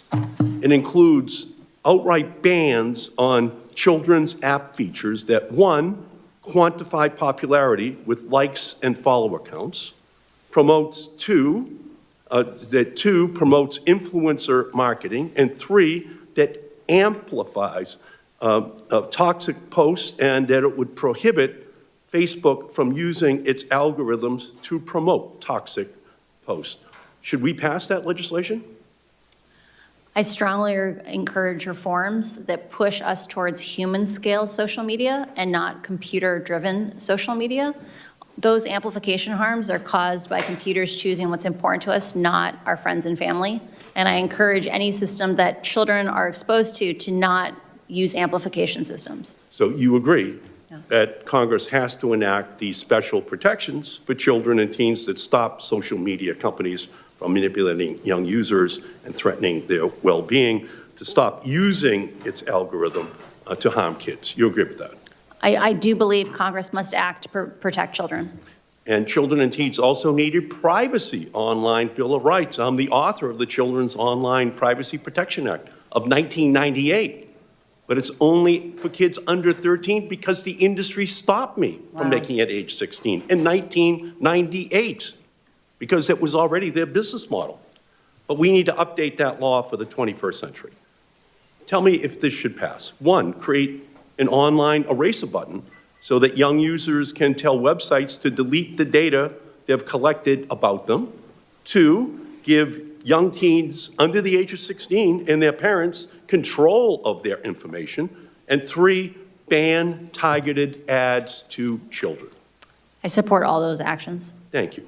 And finally, I've also introduced the Algorithmic Justice and Online Platform Transparency Act, which would, one, open the hood on Facebook and big tech's algorithms so we know how Facebook is using our data to decide what content we see, and two, ban discriminatory algorithms that harm vulnerable populations online, like showing employment and housing ads to white people, but not to black people in our country. Should Congress pass that bill? Algorithmic bias issues are a major issue for our democracy. During my time at Pinterest, I became very aware of the challenges of, like I mentioned before, it's difficult for us to understand how these algorithms actually act and perform.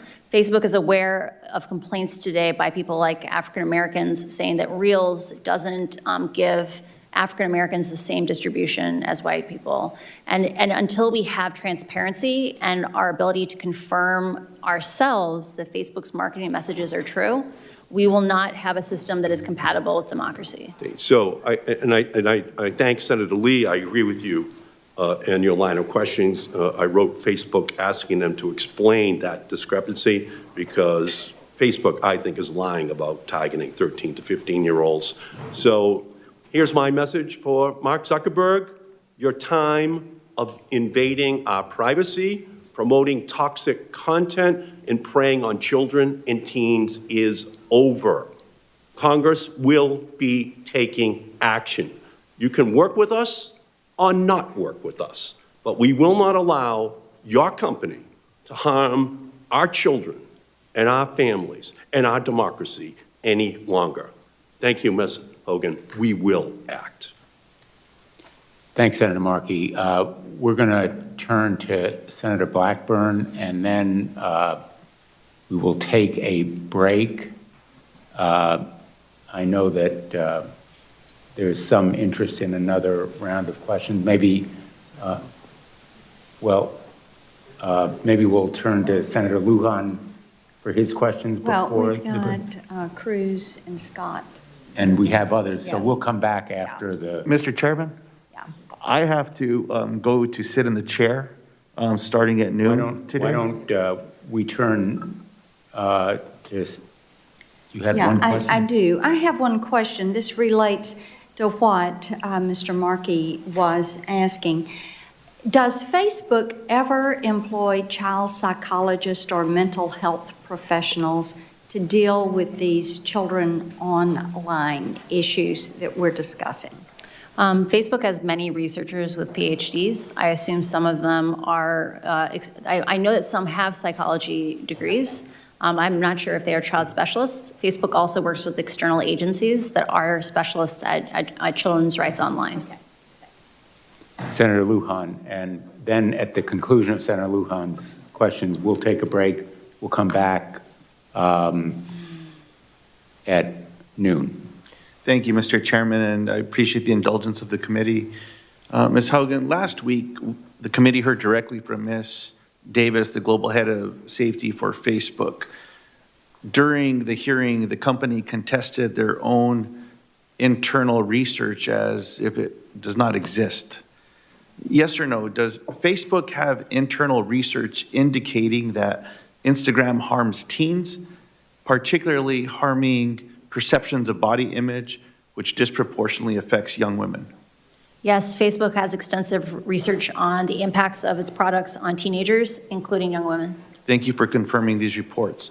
Last week, I requested Facebook make the basis of this research the data set minus any personally identifiable information available to this committee. Do you believe it is important for transparency and safety that Facebook release the basis of this internal research, the core data set, to allow for independent analysis? I believe it is vitally important for our democracy that we establish mechanisms where Facebook's internal research must be disclosed to the public on a regular basis, and that we need to have privacy-sensitive data sets that allow independent researchers to confirm whether or not Facebook's marketing messages are actually true. Beyond this particular research, should Facebook make its internal primary research not just secondary slide decks of cherry-picked data, but the underlying data public by default? Can this be done in a way that respects user privacy? I believe in collaboration with academics and other researchers that we can develop privacy-conscious ways of exposing radically more data that is available today. It is important for our ability to understand how algorithms work, how Facebook shapes the information we get to see, that we have these data sets be publicly available for scrutiny. Is Facebook capable of making the right decision here on its own, or is regulation needed to create real transparency at Facebook? Until incentives change at Facebook, we should not expect Facebook to change. We need action from Congress. Last week, I asked Ms. Davis about shadow profiles for children on the site, and she answered that no data is ever collected on children under 13 because they are not allowed to make accounts. This tactfully ignores the issue. Facebook knows children use their platform. However, instead of seeing this as a problem to be solved, Facebook views this as a business opportunity. Yes or no, does Facebook conduct research on children under 13, examining the business opportunities of connecting these young children to Facebook's products? I want to emphasize how vital it is that Facebook should have to publish the mechanisms by which it tries to detect these children, because they are on the platform in far greater numbers than anyone is aware. I do believe that, or I am aware that Facebook is doing research on children under the age of 13, and those studies are included in my disclosure. You have shared your concerns about how senior management at Facebook has continuously prioritized revenue over potential user harm and safety. And I have a few questions on Facebook's decision-making. Last week, I asked Ms. Davis, quote, has Facebook ever found a change to its platform would potentially inflict harm on users, but Facebook moved forward because the change would also grow users or increase revenue? Ms. Davis said in response, quote, it's not been my experience at all at Facebook. That's just not how we would approach it. Yes or no, has Facebook ever found a feature on its platform harmed its users, but the feature moved forward because it would also grow users or increase revenue? Facebook likes to paint that these issues are really complicated. There are lots of simple issues. For example, requiring someone to click through on a link before you reshare it. That's not a large imposition, but it does decrease growth a tiny little amount, because in some countries, reshares make up 35% of all the content that people see. Facebook prioritized that content on the system, the reshares, over the impacts to misinformation, hate speech, or violence incitement.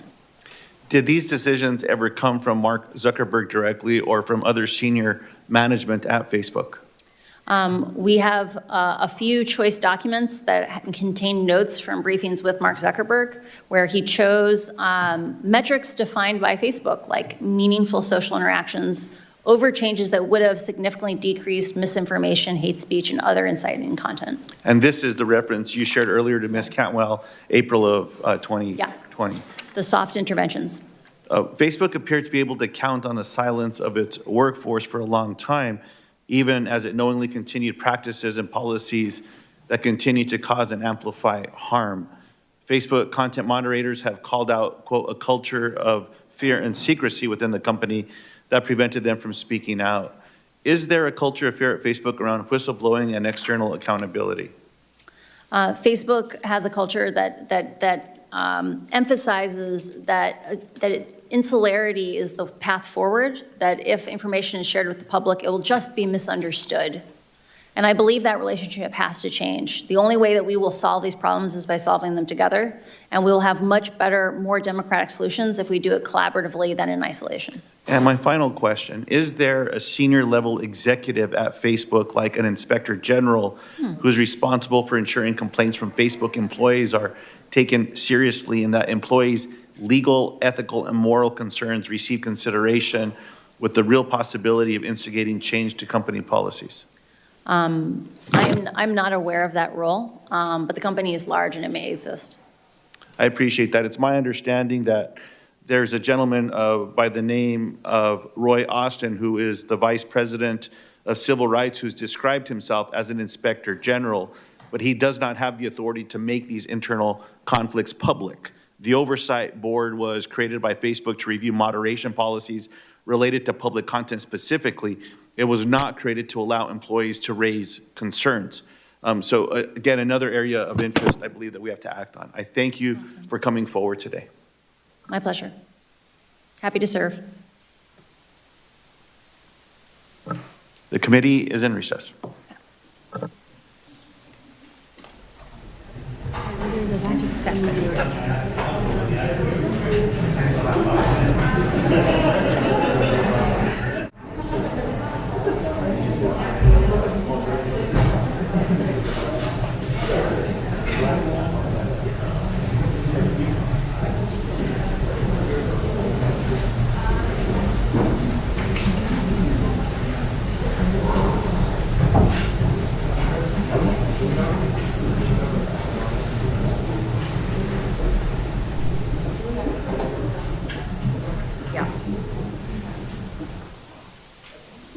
Welcome back, Ms. Haugen. Thank you for your patience. We're going to reconvene, and we'll go to Senator Hickenlooper. Thank you, Mr. Chair. Thank you, Ms. Haugen, for your direct answers and for being willing to come out and, provide such clarity on so many of these issues. Obviously, Facebook can manipulate its algorithms to attract users. And I guess my question would be, do you feel, in your humble opinion, that, simply maximizing profits, no matter the societal impact, that is justified? And I think the question then would be, that's the short question, which I think I know the answer. What impact to Facebook's bottom line would it have if the algorithm was changed to promote safety and to, instead of, change to save the lives of young women rather than putting them at risk? Facebook today. I'm learning about the talk button. Facebook today has a profit, makes approximately $40 billion a year in profit. A lot of the changes that I'm talking about are not going to make Facebook an unprofitable company. It just won't be a ludicrously profitable company like it is today. Engagement-based ranking, which causes those amplification problems that leads young women from, innocuous topics like healthy recipes to anorexia content. If it were removed, people would consume less content on Facebook, but Facebook would still be profitable. And so I encourage oversight and public scrutiny into how these algorithms work and the consequences of them. Right. Well, And I appreciate that. I'm a former small business owner. I owned started a brew pub back in 1988. And really was always, we worked very hard to look, again, we weren't doing investigations, but we were very sensitive to whether someone had too much to drink, whether we had a frequent customer who was frequently putting himself at risk and others. Obviously, I think the Facebook business model puts, poses risk to youth and to teens. You compared it to cigarette companies, which I thought was rightfully so. I guess the question is this level of risk appropriate? Or is there a level of risk that would be appropriate? I think there is an opportunity to reframe some of these oversight actions. So when we think of them as these trade-offs of like it's either profitability or safety, I think that's a false choice. And then in reality, the thing I'm asking for is a move from short-termism, which is what Facebook is run under today, right, is being led by metrics and not led by people. And that with appropriate oversight and some of these constraints, it's possible that Facebook could actually be a much more profitable company 5 or 10 years down the road because it wasn't as toxic, not as many people quit it. But that's one of those counterfactuals that we can't actually test. So regulation might actually make Facebook more profitable over the long term. Right, and that's often the case. I think the same could be said for automobiles and go down the list of all those things. That there's so much pushback in the beginning. I also thought that the question of how do we assess the impact to their bottom line. We had a representative of Facebook in here recently who talked about that 8 out of 10 Facebook users feel their life is better and that their job is to get to 10 out of 10. Maybe this is the 20% that they're missing. I don't know how large the demographic is of people that are caught back up into this circuitous sense of really taking them down into the wrong direction. How many people that is? Do you have any idea? That quote last week was really shocking to me because I don't know if you're aware of this, but in the case of cigarettes, only about 10% of people who smoke ever get lung cancer, right? So the idea that 20% of your users could be facing serious mental health issues and that's not a problem is shocking. I also want to emphasize for people that eating disorders are serious, right? There are going to be women walking around this planet in 60 years with brittle bones because of choices that Facebook made around emphasizing profit today. Or there are going to be women when they're in 20 years who want to have babies who can't because they're infertile as a result of eating disorders today. They're serious. And I think there's an opportunity here for having public oversight and public involvement, especially in matters that impact children. Great. Well, thank you for being so direct on this and for stepping forward. I yield back the floor, Chair. Thanks, Senator Hickenlooper. Senator Cruz. Thank you, Mr. Chairman. Ms. Haugen, welcome. Thank you for your testimony.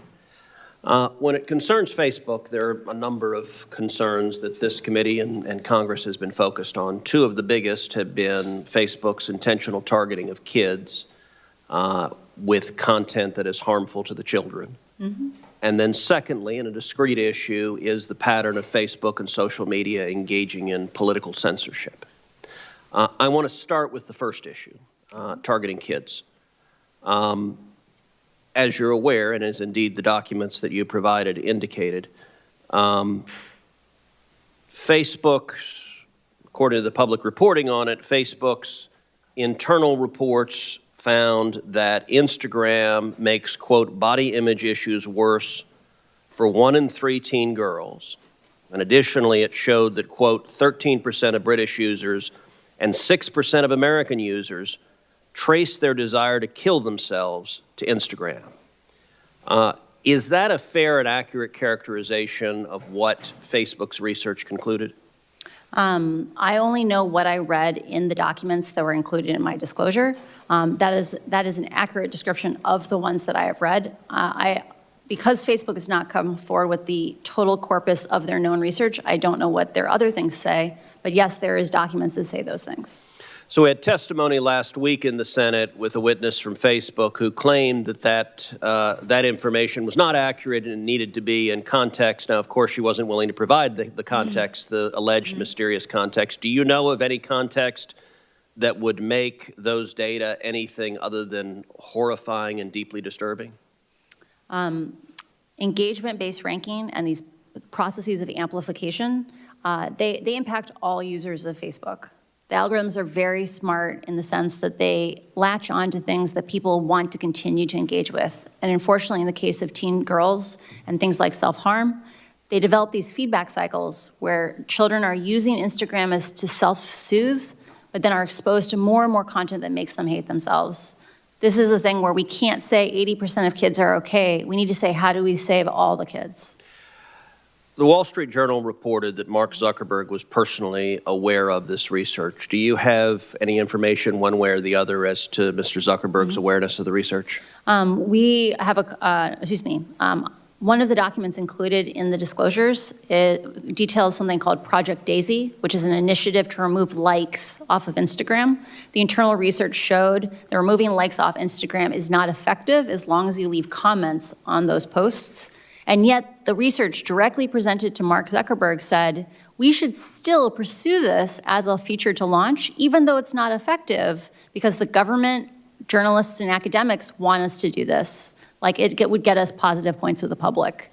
That kind of duplicity is why we need to have more transparency, and why, if we want to have a system that is coherent with democracy, we must have public oversight from Congress. Do you know if Facebook, any of the research it conducted, attempted to quantify how many teenage girls may have taken their lives because of Facebook's products? I am not aware of that research. Do you know if Facebook made any changes when they got back that 13% of British users and 6% of American users traced their desire to kill themselves to Instagram? Do you know if they made any changes in response to that research to try to correct or mitigate that? I found it very surprising that when Antonia Davis was confronted with this research last week, she couldn't enumerate a 5-point plan, a 10-point plan of the actions that they took. I also find it shocking that once Facebook had this research, it didn't disclose it to the public, because this is the kind of thing that should have oversight from Congress. So when you were at Facebook, were there discussions about how to respond to this research? I did not work directly on issues concerning children. These are just documents that were freely available in the company, so I am not aware of that. Okay. Do you have thoughts as to what kind of changes Facebook could make to reduce or eliminate these harms?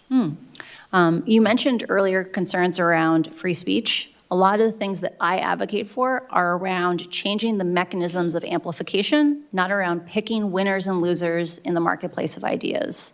So explain what that means. Oh, sure. So like I mentioned before, you know, like how on Twitter, if you have to click through on a link before you reshare it, small actions like that friction don't require picking good ideas and bad ideas. They just make the platform less twitchy, less reactive. And Facebook's internal research says that each one of those small actions dramatically reduces misinformation, hate speech, and violence inciting content on the platform. So, and we're running out of time, but on the second major topic of concern of Facebook, which is censorship, based on what you've seen, are you concerned about political censorship at Facebook and in big tech? I believe you cannot have a system that has as big an impact on society as Facebook does today, with as little transparency as it does. I'm a strong proponent of chronological ranking, or ordering by time with a little bit of spam demotion, because I think we don't want computers deciding what we focus on. We should have software that is human scaled, where humans have conversations together, not computers facilitating who we get to hear from. So how could we get more transparency? What would produce that? I strongly encourage the development of some kind of regulatory body that could work with academics, work with researchers, work with other government agencies to synthesize requests for data that are privacy conscious. This is an area that I'm really passionate about. Because right now, no one can force Facebook to disclose data. And Facebook has been stonewalling us, or even worse, they gave inaccurate data to researchers, as the scandal recently showed. What data should they turn over? And my time's expired, so. For example, even data as simple as what integrity systems exist today and how well do they perform? Like, there are lots and lots of people who Facebook is conveying around the world that Facebook safety systems apply to their language, and those people aren't aware that they're using a raw original dangerous version of Facebook. Just basic actions like transparency would make a huge difference. Thank you. Thanks, Senator Cruz. Senator Loomis. Thank you, Mr. Chairman, and thank you for your testimony. If you were in my seat today instead of your seat, what documents or unanswered questions would you seek from Facebook, especially as it relates to children, but even generally speaking? I think any research regarding what Facebook does problematic use, i.e. the addictiveness of the product, is of vital importance. And anything around what Facebook knows about parents' lack of knowledge about the platform. I only know about the documents that I have seen, right? I did not work on teens or child safety myself. But in the documents that I read, Facebook articulates the idea that parents today are not aware of how dangerous Instagram is. And because they themselves did not live through these experiences, they can't coach their kids on basic safety things. And so at a minimum, Facebook should have to disclose what it knows in that context. Okay, so we're trying to protect individuals' data that they're gathering, have data privacy, but have transparency in the manner in which the data is used. Can we bridge that gap? Imagine, I think reasonable people can have a conversation on how many people need to see a piece of content before it's not really private. Like if 100,000 people see something, is it private? If 25,000 people see it, is it private? Just disclosing the most popular content on the platform, including statistics around what factors went into the promotion of that content, would cause radically more transparency than we have today on how Facebook chooses what we get to focus on, how they shape our reality. Okay, if our focus is protecting the First Amendment and our rights to free speech while very carefully regulating data privacy, I've heard there are a number of things that are being discussed in Congress. Everything from antitrust laws to calling Facebook a utility, to the idea that you just raised of a regulatory board of some sort that has authority to, through understanding of the algorithms and how they're used and other mechanisms that create what we see, the face of Facebook, so to speak. Tell me a little more about how you envision that board working. What is in your mind, based on your understanding of the company and the ill consequences, what is the best approach to bridging the gap between keeping speech free and protecting individual privacy with regard to data? So I think those issues are, they're independent issues. So we can talk about free speech first, which is having more transparency. Like Facebook has solutions today that are not content-based. And I am a strong advocate for non-content-based solutions because those solutions will also then protect the most vulnerable people in the world. In a place like Ethiopia where they speak 6 languages, if you have something that focuses on good ideas and bad ideas, those systems don't work in diverse places. So investing in non-content-based ways to slow the platform down not only protects our freedom of speech, it protects people's lives. The second question is around privacy, and this question of how can we have oversight and have privacy. There is lots and lots of research on how to abstract data sets, so you're not showing people's names. You might not even be showing the content of their post. You might be showing data that is about the content of their post, but not the post itself. There are many ways to structure these data sets that are privacy conscious, and the fact that Facebook has walled off the ability to see even basic things about how the platform performs, or in the case of their past academic research, releasing inaccurate data, or not being clear about how they pulled that data, is just part of a pattern of behavior of Facebook hiding behind walls and operating in the shadows. And they have far too much power in our society to be allowed to continue to operate that way. Well, I had heard you make the analogy earlier to the tobacco industry, and I think that that's an appropriate analogy. I really believe we're searching for the best way to address the problem. And I'm not sure that it is the heavy hands, like breaking up companies or calling them a utility, which is why your approach of integrating people who understand the math and the uses of the math with protecting privacy is intriguing to me. So the more information that you can provide to us about how that might work to actually address the problem, I think would be helpful. So in my case, this is an invitation to you to provide to my office or the committee information about how we can get at the root of the problem that you've identified and can document, and save people's privacy. So I extend that invitation to you, and I thank you for your testimony. Mr. Chairman, I yield back. Thanks, Senator Lummis. Senator Sullivan.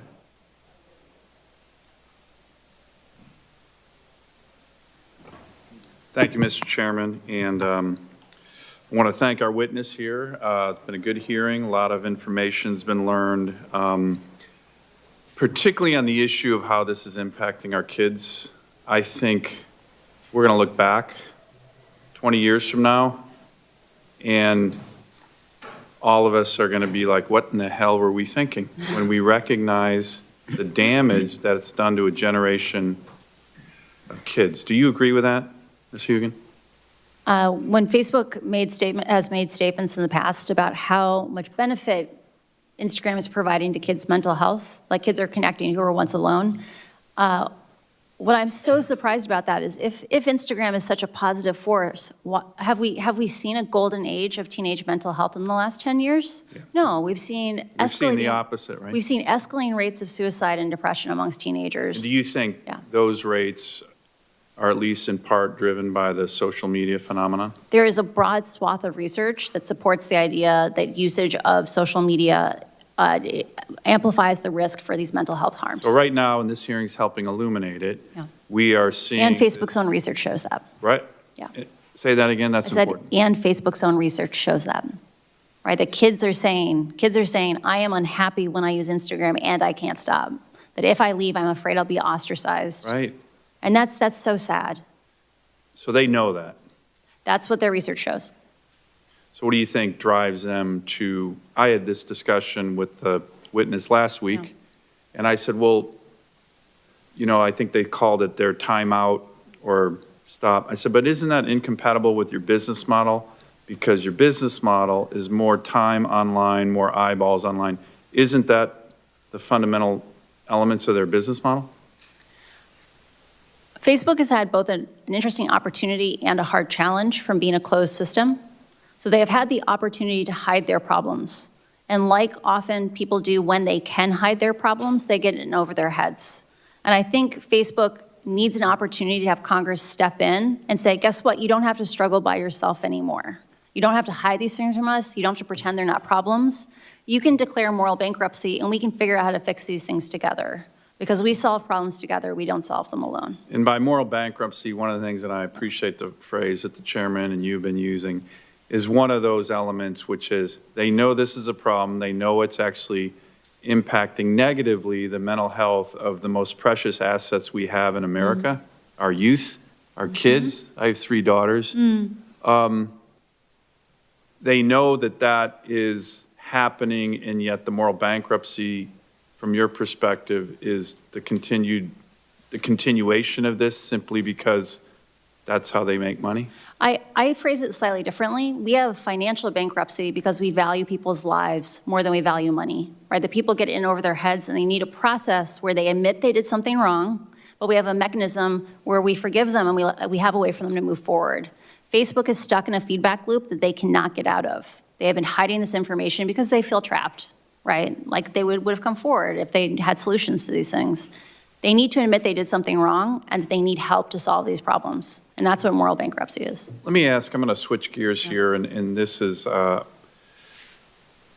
what's your current position right now in terms of its disinformation and counterespionage? My last role at Facebook was in counterespionage. I'm sorry, your last role, okay. Yeah. Mm-hmm. So one of the things, this is a very different topic, and I only got a minute or so left, but right now, is Facebook, I know Facebook is not allowed in countries like China, but do they provide platforms for authoritarian or terrorist-based leaders like the Ayatollahs in Iran, that's the largest state-sponsored terrorism in the world, or the Taliban, or Xi Jinping, in my view, our biggest rival for this century, a communist party dictator who's trying to export his authoritarian model around the world.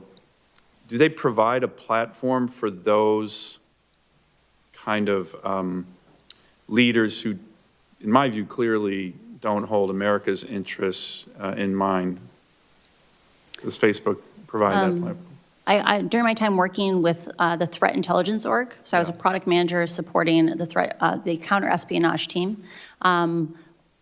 My team directly worked on tracking Chinese participation on the platform, surveilling, say, Uyghur populations in places around the world, that you could actually find the Chinese based on them doing these kinds of things. So Facebook, I'm sorry.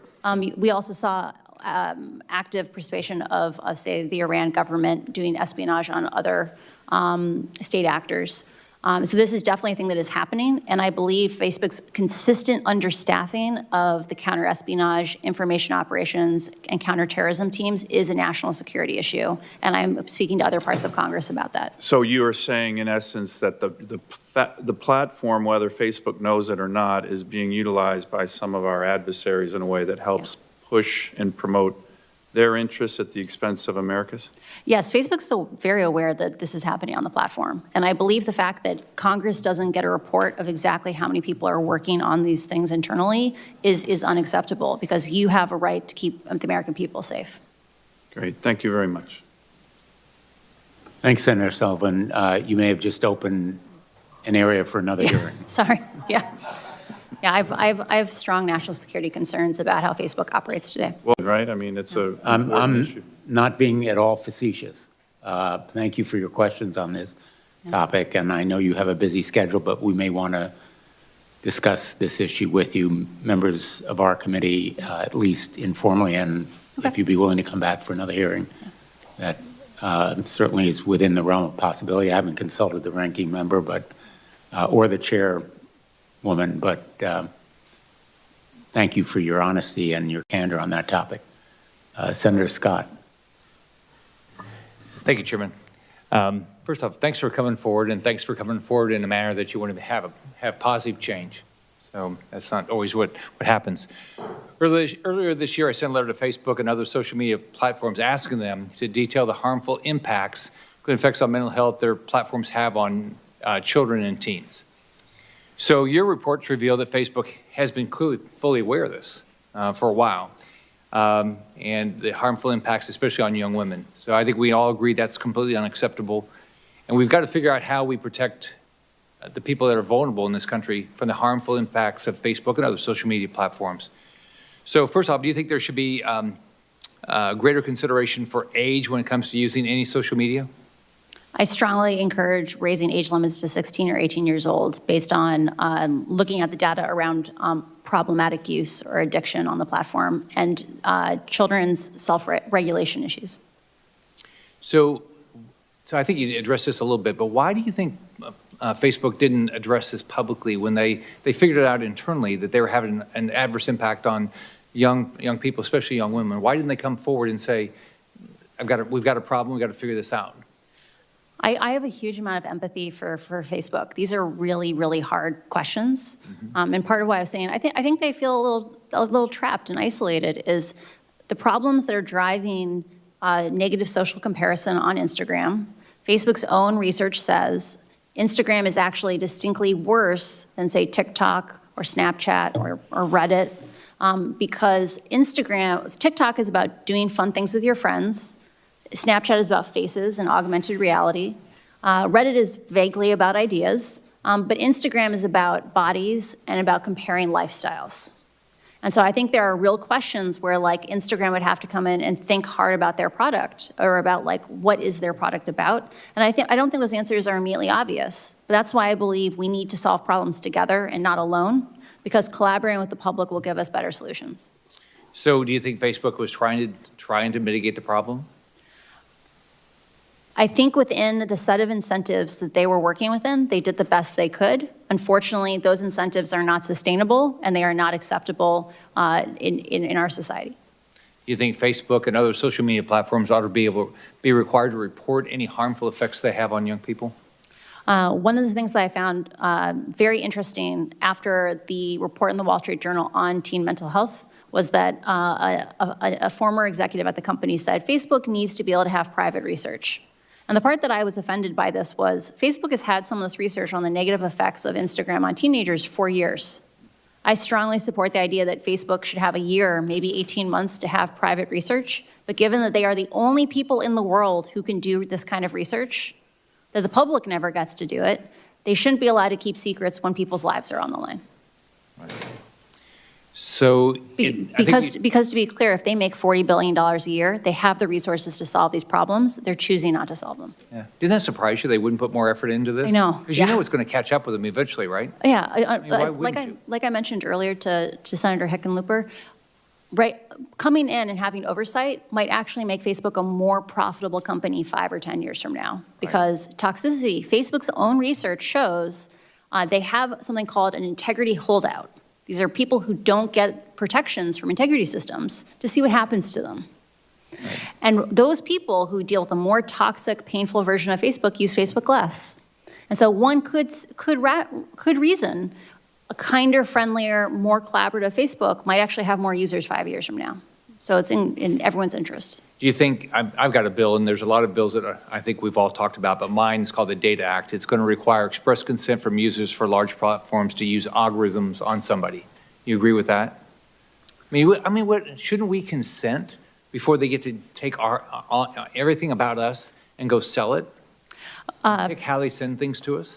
For selling personal data, that is an issue that I believe people should have substantially more control over. Most people are not well informed on what the personal costs of having their data sold are. And so I worry about pushing that choice back on individual consumers. In terms of should people consent to working with algorithms, I worry that if Facebook is allowed to give users the choice of do you want an engagement-based newsfeed or do you want a chronological newsfeed, like ordered by time, maybe a little spam demotion, that people will choose the more addictive option, that engagement-based ranking, even if it is leading their daughters to eating disorders. All right. Thank you. Thanks, Senator Scott. I think we have concluded the first round, unless we're missing someone who is online and not hearing anyone. Let's go to the second round. Thank you again for your patience. I know you have a hard stop, I think, at 1:30. So we'll be respectful of that limitation. And I'll begin by asking a few questions. First, let me say, Senator Klobuchar very aptly raised with you the principal obstacle to our achieving legislative reform in the past, which is the tons of money spent on lobbyists and other kinds of influence peddling, to use a pejorative word, that is so evident here in the United States Congress. Some of it's dark money, some of it is very overt, but I guess the point I'd like to make to you personally is that your being here really sends a profound message to our nation that one person can really make a difference. One person standing up, speaking out, can overcome a lot of those obstacles for us. And you have crystallized, in a way, our consciousness here. You have been a catalyst, I think, for change in a way that we haven't seen. And I've been working on these issues for 10, 15 years. And you have raised awareness in a way that I think is very unique. So thank you not only for your risk-taking and your courage and strength in standing up, but also for the effect that it has had. And I also want to make another point, and you can tell me whether I'm correct or not. I think there are other whistleblowers out there. I think there are other truth tellers in the tech world who want to come forward. And I think you're leading by example. I think you are showing them that there's a path to make this industry more responsible and more caring about kids and about the nature of our public discourse generally and about the strength of our democracy. And I think you have given them a boost, those whistleblowers out there, in potentially coming forward. I think that's tremendously important. And I think also, and again, you can tell me if I'm wrong, there are a lot of people in Facebook who are cheering for you because there are public reports, and I know of some of my friends in this world who tell me that there are people working for Facebook who wish they had the opportunity and the courage to come forward as you have done, because they feel a lot of reservations about the way that Facebook has used the platform, used algorithms, used content, and pushed it on kids in this way. So those are sort of hypotheses that I hope you can confirm. And I also would like to ask you, because a lot of parents are watching right now. So you've advised us on what you think we should do, the reforms, some of them that you think we should adopt, stronger oversight, authorized by Congress, better disclosure, because right now, Facebook essentially is a black box. Yes. For most of America. Facebook is a black box that's designed by Mark Zuckerberg Incorporated. Mark Zuckerberg and his immediate coterie, and the buck stops with him. And reform of Section 203, so there's some legal responsibility. So people have a day in court, some kind of recourse legally when they're harmed by Facebook, because right now it has this broad immunity. Most of America has no idea. Essentially, you can't sue Facebook. You have no recourse. Most America doesn't know about Section 230, and if you pushed a lot of members of Congress, they wouldn't know either. It's actually slightly worse than that. Facebook made a statement in a legal proceeding recently where they said they had the right to mislead the court because they had immunity, right? That 230 gave them immunity, so why should they have to tell the truth about what they're showing? Which is kind of contempt. Shocking. Well, it is shocking to a lawyer, Yeah. which some of us are. It's also utter disregard and contempt for the rule of law and for the very legal structure that gives them that kind of protection. So it's kind of a new low in corporate conduct, at least in court. So you've provided us with some of the reforms that you think are important, and I think that the oversight goes a long way because it in turn would make public a lot of what is going on in this black box. But for now, since a lot of teens and tweens will be going home tonight, as you've said, to endure the bullying, the eating disorders, the invitations to feel insecure about themselves, heightened anxiety. They have to live with the real world as it exists right now. And they will be haunted for their lifetimes by these experiences. What would you tell parents right now? What would you advise them? about what they can do, because they need more tools. And some of the proposals that have been mentioned here would give parents more tools to protect their children. Right now, a lot of parents tell me they feel powerless. They need more information. They're way behind their kids in their adeptness online. And they feel that they need to be empowered in some way to protect their kids in the real world right now in real time. So I offer you that open-ended opportunity to talk to us a little bit about your thoughts.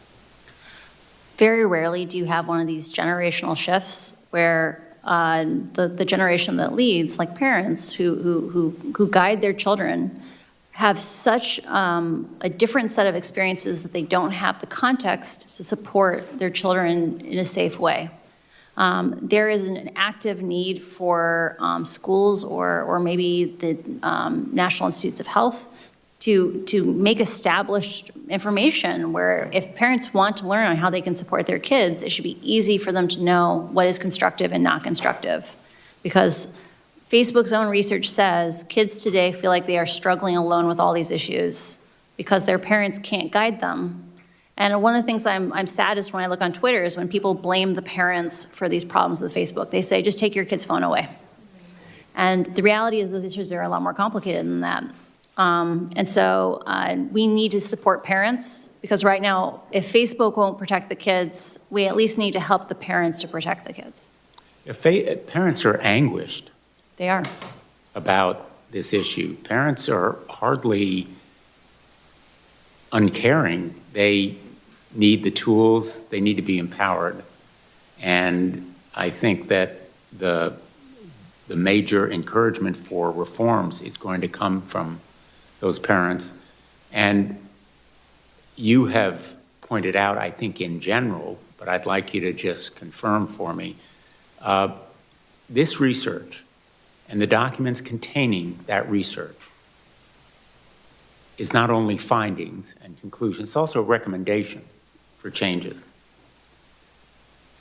What I hear you saying is that again and again and again, these recommendations were just rejected or disregarded, correct? There is a pattern of behavior that I saw at Facebook, of Facebook choosing to prioritize its profits over people. And any time that Facebook faced even tiny hits to growth, like 0.1% of sessions, 1% of views, that it chose its profits over safety. And you mentioned, I think, bonuses tied to downstream MSIs. To core MSI, yeah. Could you explain what you meant? So MSI is meaningful social interaction. Facebook's internal governance is very much based around metrics. So Facebook is incredibly flat, to the point where they have the largest open floor plan office in the world. It's 1/4 mile long and one room, right? They believe in flat. And instead of having internal governance, they have metrics that people try to move. In a world like that, it doesn't matter that we now have multiple years of data saying MSI may be encouraging bad content, might be making spaces where people are scared, where they are shown information that puts them at risk. It's so hard to dislodge a ruler like that, a yardstick, that you end up in the situation where, because no one is taking leadership, like no one is intentionally designing these systems, it's just many, many people running in parallel, all moving the metric, that these problems get amplified and amplified and amplified, and no one steps in to bring the solutions. And I just want to finish, and then I think we've been joined by Senator Young, and then we'll go to Senator Blackburn and Senator Klobuchar. I spent a number of years as an Attorney General helping to lead litigation against big tobacco. And I came to hear from a lot of smokers how grateful they were, ironically and unexpectedly, that someone was fighting big tobacco, because they felt they had been victimized as children. They started smoking when they were 7, 8, 12 years old, because big tobacco was hooking them. And as we developed the research, very methodically and purposefully addicting them at that early age when they believed that they would make themselves more popular, that they would be cool and hip if they began smoking, and then nicotine hooked them. Now, physiologically, nicotine has addictive properties. What is it about Facebook's tactics of hooking young people that makes it similar to what big tobacco has done? Facebook's own research about Instagram contains quotes from kids saying, I feel bad when I use Instagram, but I also feel like I can't stop, right? I know that the more time I spend on this, the worse I feel, but like I just can't, like that they want the next click, they want the next like, the dopamine, you know, the little hits all the time. And I feel a lot of pain for those kids, right? Like they say they fear being ostracized if they step away from the platform. So imagine you're in this situation, you're in this relationship where every time you open the app, it makes you feel worse, but you also fear isolation if you don't. I think there's a huge opportunity here to make social media that makes kids feel good, not feel bad, and that we have an obligation to our youth to make sure that they're safe online. Thank you. Senator Young?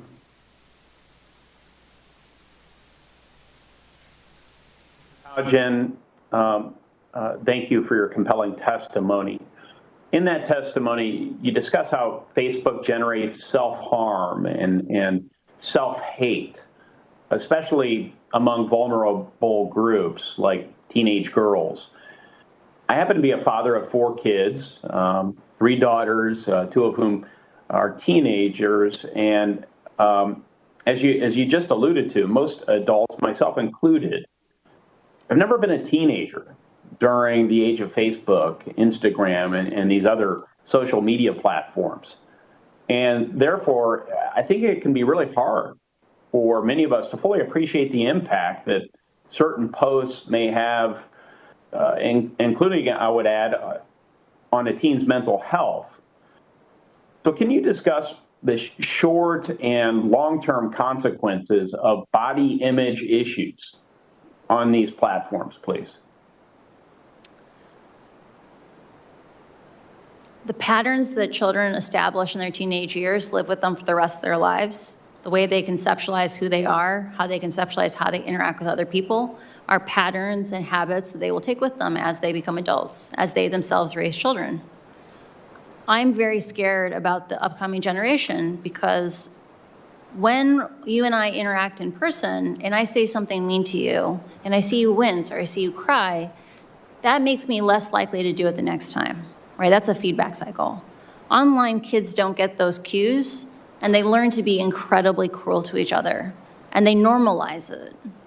And I'm scared of what will their lives look like where they grow up with the idea that it's okay to be treated badly by people who allegedly care about them. That's a scary future. Very scary future. And I see some evidence of that as to so many parents on a regular basis. Are there other specific issues of significant consequence that the general public may not be fully aware of that are impacting vulnerable groups that you'd just like to elevate during this testimony? One of the things that's hard for people who don't look at the data of social networks every day, it can be hard to conceptualize the distribution patterns of harms or just of usage. That there are these things called power laws. It means that a small number of users are extremely intensely engaged on any given topic, and most people are just lightly engaged. When you look at things like misinformation, Facebook knows that the people who are exposed to the most misinformation are people who are recently widowed, divorced, moved to a new city, are isolated in some other way. When I worked on civic misinformation, we discussed the idea of the misinformation burden. Like the idea that when people are exposed to ideas that are not true over and over again, it erodes their ability to connect with the community at large because they no longer adhere to facts that are consensus reality. The fact that Facebook knows that its most vulnerable users, people who were recently widowed, like that they're isolated, that the systems that are meant to keep them safe, like demoting misinformation, stop working when people look at 2,000 posts a day, right? And it breaks my heart, the idea that these rabbit holes would suck people down and then make it hard to connect with others. So, Ms. Haugen, I desperately want to, which is the American impulse, I want to solve this problem. And I very much believe that Congress not only has a role, but has a responsibility to figure this out. I don't pretend to have all the answers. I would value your opinion, though, as to whether you believe that breaking up Facebook would solve any of the problems that you've discussed today. Do you think it would? So as an algorithmic specialist, so this is someone who designs algorithmic experiences, I'm actually against the breaking up of Facebook, because even looking inside of just Facebook itself, so not even Facebook and Instagram, you see the problems of engagement-based ranking repeat themselves. So the problems here are about the design of algorithms of AI and the idea that AI is not intelligent. And if you break up Instagram and Facebook from each other, it's likely, so I used to work on Pinterest. And a thing that we faced from a business model perspective was that advertisers didn't want to learn multiple advertising platforms. That they wanted to learn, they got one platform for Instagram and Facebook and whatever, and learning a second one for Pinterest, Pinterest made radically fewer dollars per user. And what I'm scared of is right now, Facebook is the internet for lots of the world. If you go to Africa, the internet is Facebook. If you split Facebook and Instagram apart, it's likely that most advertising dollars will go to Instagram, and Facebook will continue to be this Frankenstein that is altering, that is endangering lives around the world, only now there won't be money to fund it.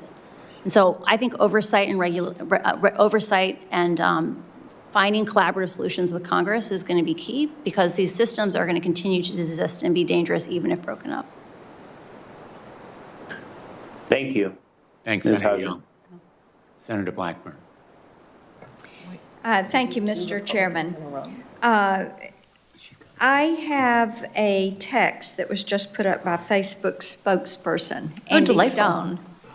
It says, just pointing out the fact that Frances Haugen did not work on child safety or Instagram or research these issues and has no direct knowledge of the topic from her work at Facebook. So I will simply say this to Mr. Stone. If Facebook wants to discuss their targeting of children, if they want to discuss their practices of privacy invasion or violations of the Children Online Privacy Act, I am extending to you an invitation to step forward, be sworn in, and testify before this committee. We would be pleased to hear from you and welcome your testimony. One quick question for you. What's the biggest threat to Facebook's existence? Is it greed? Is it regulators? Is it becoming extinct or obsolete for teenage users? What is the biggest threat to their existence? I think the fact that Facebook is driven so much by metrics and that these lead to a very heavy emphasis on short-termism, that every little individual decision may seem like it helps with growth, but if it makes it more and more toxic platform that people don't actually enjoy, like when they passed meaningful social interactions back in 2018, Facebook's own research said that users said it made it less meaningful, right? I think this aggregated set of short-term decisions endangers Facebook's future. Okay. But sometimes we need to pull it away from business as usual, help it write new rules if we want it to be successful in the future. So they can't see the forest for the trees. Yes, yes. Very well put. Thank you. And I know Senator Klobuchar is waiting, so I'll yield my time back, and I thank you. Thanks, Senator Blackburn. Thank you very much, and thank you to both of you for your leadership. And all three of us are on the Judiciary Committee, so we're also working on a host of other issues, including the App Store issues, which is unrelated to Facebook, actually, including issues relating to dominant platforms when they promote their own content or engage in exclusionary conduct, which I know is not our topic today. I see the thumbs up from you, Ms. Haugen, which I appreciate. And I think this idea of establishing some rules of the road for these tech platforms goes beyond the kid protection that we so dearly need to do. And I just want to make sure you agree with me on that. Totally. I was shocked when I saw the New York Times story a couple of weeks ago about Facebook using its own platform to promote positive news about itself. I was like, wow. I knew you shaped our reality. I wasn't aware it was that much. Right, and that's a lot of the work that we're doing over there. So I want to get to something Senator Young was talking about, misinformation. And Senator Lujan and I have put together an exception, actually, to the 230 immunity when it comes to vaccine misinformation in the middle of a public health crisis. Last week, YouTube announced it was swiftly banning all anti-vaccine misinformation. And I've long called on Facebook to take similar steps. They've taken some steps, but do you think they can remove this content, and do they put sufficient resources? We know the effect of this. We know that over half the people that haven't gotten the vaccines, it's because of something that they've seen on social media. I know the guy who walked into a cafe and said his mother-in-law wouldn't get a vaccine because she thought a microchip would be planted in her arm. Could you, which is false, I'm just saying that for the record here, could, in case it gets put on social media, could you talk about, are there enough resources to stop this from happening? I do not believe Facebook, as currently structured, has the capability to stop vaccine misinformation because they're overly reliant on artificial intelligence systems that they themselves say will likely never get more than 10 to 20% of content.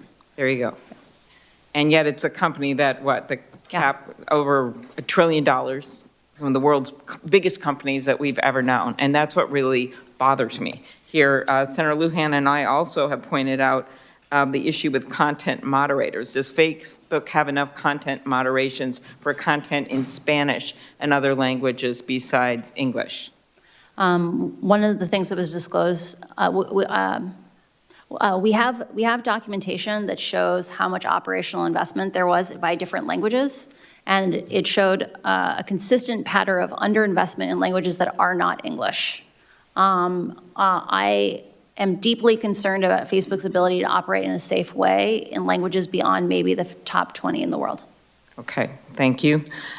We go back to eating disorders. Today you've said that you have documents indicating Facebook is doing studies on kids under 13, even though technically no kids under 13 are permitted on the platform. The potential for eating disorder content to be shown to these children raises serious concerns. Senator Blumenthal's been working on this. I've long been focused on this eating disorder issue, given the mortality rates. Are you aware of studies Facebook has conducted about whether kids under 13 on the platform are nudged towards content related to eating disorders or unhealthy diet practices? CNN also did investigation on this front. I have not seen specific studies regarding eating disorders in under the age of 13, but I have seen research that indicates that they are aware that teenagers coach tweens who are on the platform to not reveal too much, to not post too often, and that they have categorized that as a myth that you can't be authentic on the platform, and that the marketing team should try to advertise to teenagers to stop coaching tweens that way. I believe we've shared that document with Congress already. Exactly. Well, thank you, and we'll be looking more. Speaking of the research issue, Facebook has tried to downplay the internal research that was done, saying it was unreliable.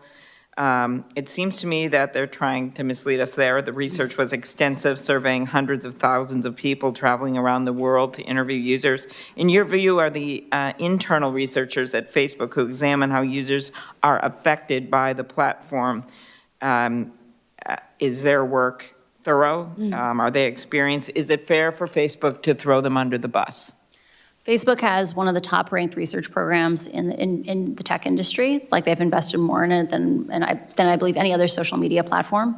And some of the biggest heroes inside the company are the researchers, because they are boldly asking real questions and being willing to say awkward truths. The fact that Facebook is throwing them under the bus, I think, is unacceptable, and I just want the researchers to know that I stand with them and that I see them. Or maybe we should say, as the name of one book, The Ugly Truth. Yeah. What about Facebook blocking researchers at NYU from accessing the platform? Does that concern you? These are outside researchers. I am deeply concerned. So for context, for those who are not familiar with this research, there are researchers at NYU who, because Facebook does not publish enough data on political advertisements or how they are distributed, these are advertisements that influence our democracy and how it operates. They created a plugin that allowed people to opt in, to volunteer, to help collect this data collectively, and Facebook lashed out at them and even banned some of their individual accounts. The fact that Facebook is so scared of even basic transparency that it goes out of its way to block researchers who are asking awkward questions shows you the need for congressional oversight and why we need to do federal research and federal regulations on this. Very good. Thank you. Thank you for your work. Thanks, Senator Klobuchar. Senator Markey. Thank you. Thank you, Mr. Chairman. Thank you for your incredible leadership on this issue. As early as 2012, Facebook has wanted to allow children under the age of 12 to use its platform. At that time, in 2012, I wrote a letter to Facebook asking questions about what data it planned to collect and whether the company intended to serve targeted ads at children. Now, here we are 9 years later, debating the very same issues. Today, Ms. Haugen, you've made it abundantly clear why Facebook wants to bring more children onto the platform. It's to hook them early, just like cigarettes, so that they become lifelong users, so Facebook's profits increase.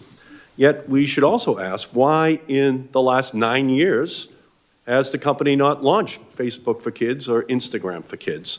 After all, from the testimony here today, Facebook appears to act without regard to any moral code or any conscience, or instead puts profit above people, profit above all else. The reason why Facebook hasn't officially permitted kids 12 and under to use its platform is because the Child Online Privacy Protection Act of 1998 that I'm the author of exists. Because there is a privacy law on the books, which I authored, that gives the Federal Trade Commission regulatory power to stop websites and social media companies from invading the privacy of our children, 12 and under. That's why we need to expand the Child Online Privacy Protection Act. That's why we need to pass the KIDS Act that Senator Blumenthal and I have introduced, and why we need an Algorithmic Justice Act to pass, because the absence of regulation leads to harming teens, stoking division, damaging our democracy. That's what you've told us today. So, Ms. Haugen, I want you to come back to the protections that you are calling on us to enact. This isn't complicated. We're going to be told online all day with these paid Facebook people, oh, Congress can't act. They're not experts. It's too complicated for Congress. Just get out of the way. You're not experts. Well, this isn't complicated. Facebook and its big tech lobbyists are blocking my bills to protect kids because it would cost them money. That's how complicated it is. So let's start with the KIDS Act that Senator Blumenthal and I that would ban influencer marketing to kids. Today's popular influencers peddle products while they flaunt their lavish lifestyles to young users. Can you explain how allowing influencer marketing to teens and children makes Facebook more money?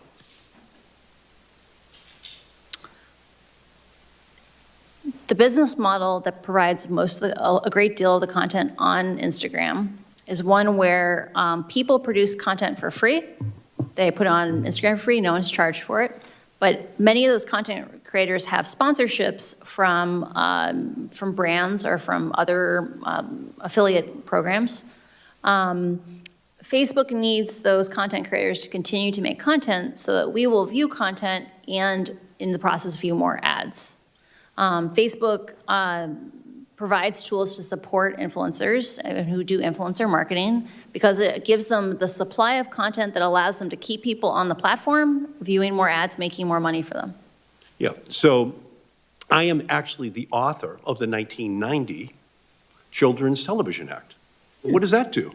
Well, it says to all the television networks in America, stop preying upon children. Stop using all of your power in order to try to get young children in our country hooked on the products that are going to be sold. We had to pass a law that banned television stations from doing this. That's why I knew that after my law passed in 1996 to break up the monopolies of the telecommunications industry and allow in the Googles and the Facebooks and all the other companies, you name it, that we would need a child privacy protection there because everyone would just move over to that new venue. It was pretty obvious, and of course the industry said, no way we're going to have privacy laws for adults, and they blocked me from putting that on the books in 1996. But at least for children, I got up to age 12. That's all I could get out of the industry. But we also know that as time has moved on, they've become even more sophisticated, so that the KIDS Act is necessary to stop children and teen apps from being features such as likes and follower counts that quantify popularity. Ms. Haugen, can you explain how allowing these features that create an online popularity contest makes Facebook more money? Just to make sure, so I am only familiar with issues regarding teens from the research I have read of Facebook's. So I want to put that caveat in there. The research I have seen with regard to quantifiable popularity is that as long as comments are allowed, so this is not a quantitative thing, this is just comments, as long as comments are still on posts on Instagram, just taking likes off Instagram doesn't fix the social comparison problem. That, you know, teenage girls are smart. They see that Sally is prettier than them. Her pictures are really good. She gets tons of comments. They don't get very many comments, right? And so I do think we need larger interventions than just removing quantitative measures. Facebook has a product that is very attractive. The reason why they have the study of problematic use is because it is kind of addictive. And those kinds of things, like having lots of little feedback loops, keeps kids engaged. And like I mentioned earlier, part of why Facebook switched over to meaningful social interactions was it found that if you got more likes, more comments, more reshares, you produced more content. And so having those systems of little rewards makes people produce more content, which means we view more content and we view more ads, which makes them more money. Okay, and the KIDS Act that Senator Blumenthal and I are advocating for also prohibits amplification of dangerous and violent content to children and teens. Can you explain how algorithms pushing that dangerous content makes Facebook more money? I don't think Facebook ever set out to intentionally promote divisive, extreme, polarizing content. I do think, though, that they are aware of the side effects of the choices they have made around amplification. And they know that algorithmic-based ranking, so engagement-based ranking, keeps you on their sites longer. You have longer sessions, you show up more often, and that makes them more money. So do you believe we have to ban all features that quantify popularity as a starting point in legislation? As I covered before, the internal research I've seen is that removing things like likes alone, if you don't remove things like comments, doesn't have a huge impact on social comparison. So I do believe we need to have a more integrated solution for these issues. Okay. Should we ban targeted advertisements to children? I strongly encourage banning targeted advertisements to children. And we need to have oversight in terms of, I think the algorithms will likely still learn the interests of kids and match ads to those kids, even if the advertiser can't articulate, I want to target on this interest. Right. How much money does Facebook make from targeting children? I don't know what fraction of their revenue comes from children. Okay, so ultimately children are not commodities. No. They've always been given, historically, special protections. That's what the Children's Television Act of 1990 is all about.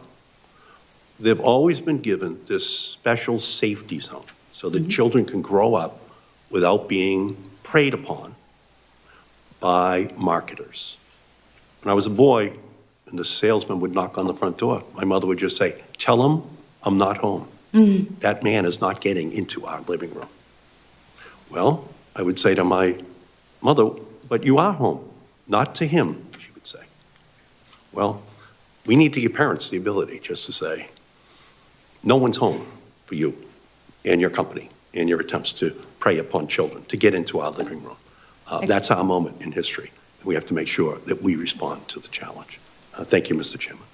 Thank you, Senator Markey, and my thanks to Senator Markey for his leadership over many years on protecting children. As you've heard, he was a champion in the House of Representatives before coming here, well before I was in the United States Senate, but around the time I was elected Attorney General. I've been very pleased and honored to work with him on legislation now going forward, and I join him in thanking you. I have just a few concluding questions, and I seem to be the last one left standing here, so the good news is I don't think we'll have others. But as you may know, you do know, my office created an Instagram user identified as a 13-year-old girl. She followed a few easily identifiable accounts on weight loss, dieting, eating disorders, and she was deluged, literally, within a day of content pushed to her by algorithms that, in effect, promoted self-injury and eating disorders. Are you surprised by that fact? I'm not surprised by that fact. Facebook has internal research where they have done even more gentle versions of that experiment, where they have started from things like interest in healthy recipes, so not even extreme dieting. And because of the nature of engagement-based ranking and amplification of interests, that imaginary user was pushed, or that real account was pushed towards extreme dieting and pro-anorexia content very rapidly. And that's the algorithm. That's the algorithm. That algorithm could be changed. The algorithm definitely could be changed. I have firsthand experience from having worked at Pinterest. Pinterest used to be an application that was heavily based just on you follow certain people's pins, and those are put into your feed. And over time, it grew to be much, much more heavily based on recommendations, that the algorithm would figure out what are you interested in. You can have wonderful experiences that are based on human interactions. So these are human scale technologies, not computers choosing what we focus on. So the average parent listening here, worried about their daughter or son being deluged with these kinds of content, would want that kind of algorithm changed, I would think, and would welcome the oversight that you're recommending. I believe parents deserve more options and more choices. And today they don't know even what they could be asking for. I just received by text, literally about 15 minutes ago, a message from someone in Connecticut. And I'm going to read it to you. It's from a dad. I'm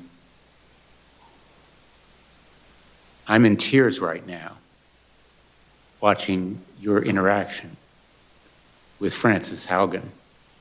My 15-year-old daughter loved her body at 14, was on Instagram constantly, and maybe posting too much. Suddenly she started hating her body dysmorphia, now anorexia, and was in deep, deep trouble before we found treatment. I fear she'll never be the same. I'm brokenhearted. I think people tend to lose sight of the real-world impact here. And I think that's the reason that you're here. I'd just like to invite you, if you have any words to those other employees at big tech, the workers who may be troubled by the misconduct or unethical conduct that they see, what you would tell them. We live in a pattern that we have seen throughout time with regard to technologies is that humans are very crafty people. Like we find interesting solutions, but we often get out over our skis, right? We develop things that are of a larger scale than we really know how to handle. And what we have done in the past is when we see this happen, we take a step back and we find institutions and we find frameworks for doing these things in a safe way. We live in a moment where whistleblowers are very important because these technological systems are walled off. They are very complicated. They're things that you need to be a specialist to really understand the consequences of. And the fact that we've been having the exact same kinds of false choice discussions about what to do about Facebook, is it about privacy or oversight? Is it about censorship or safety? Like the fact that we're being asked these false choices is just an illustration of what happens when the real solutions are hidden inside of companies. We need more tech employees to come forward through legitimate channels like the SEC or Congress to make sure that the public has the information they need in order to have technologies be human-centric, not computer-centric. Thank you. On that note, we'll conclude. Thank you for an extraordinary testimony. I think that anybody watching would be impressed and much better informed. And you've done America a real public service, I think. Thank you. The record will remain open for for 2 weeks. Any senators who want to submit questions for the record should do so by October 19th. This hearing is adjourned. Thank you.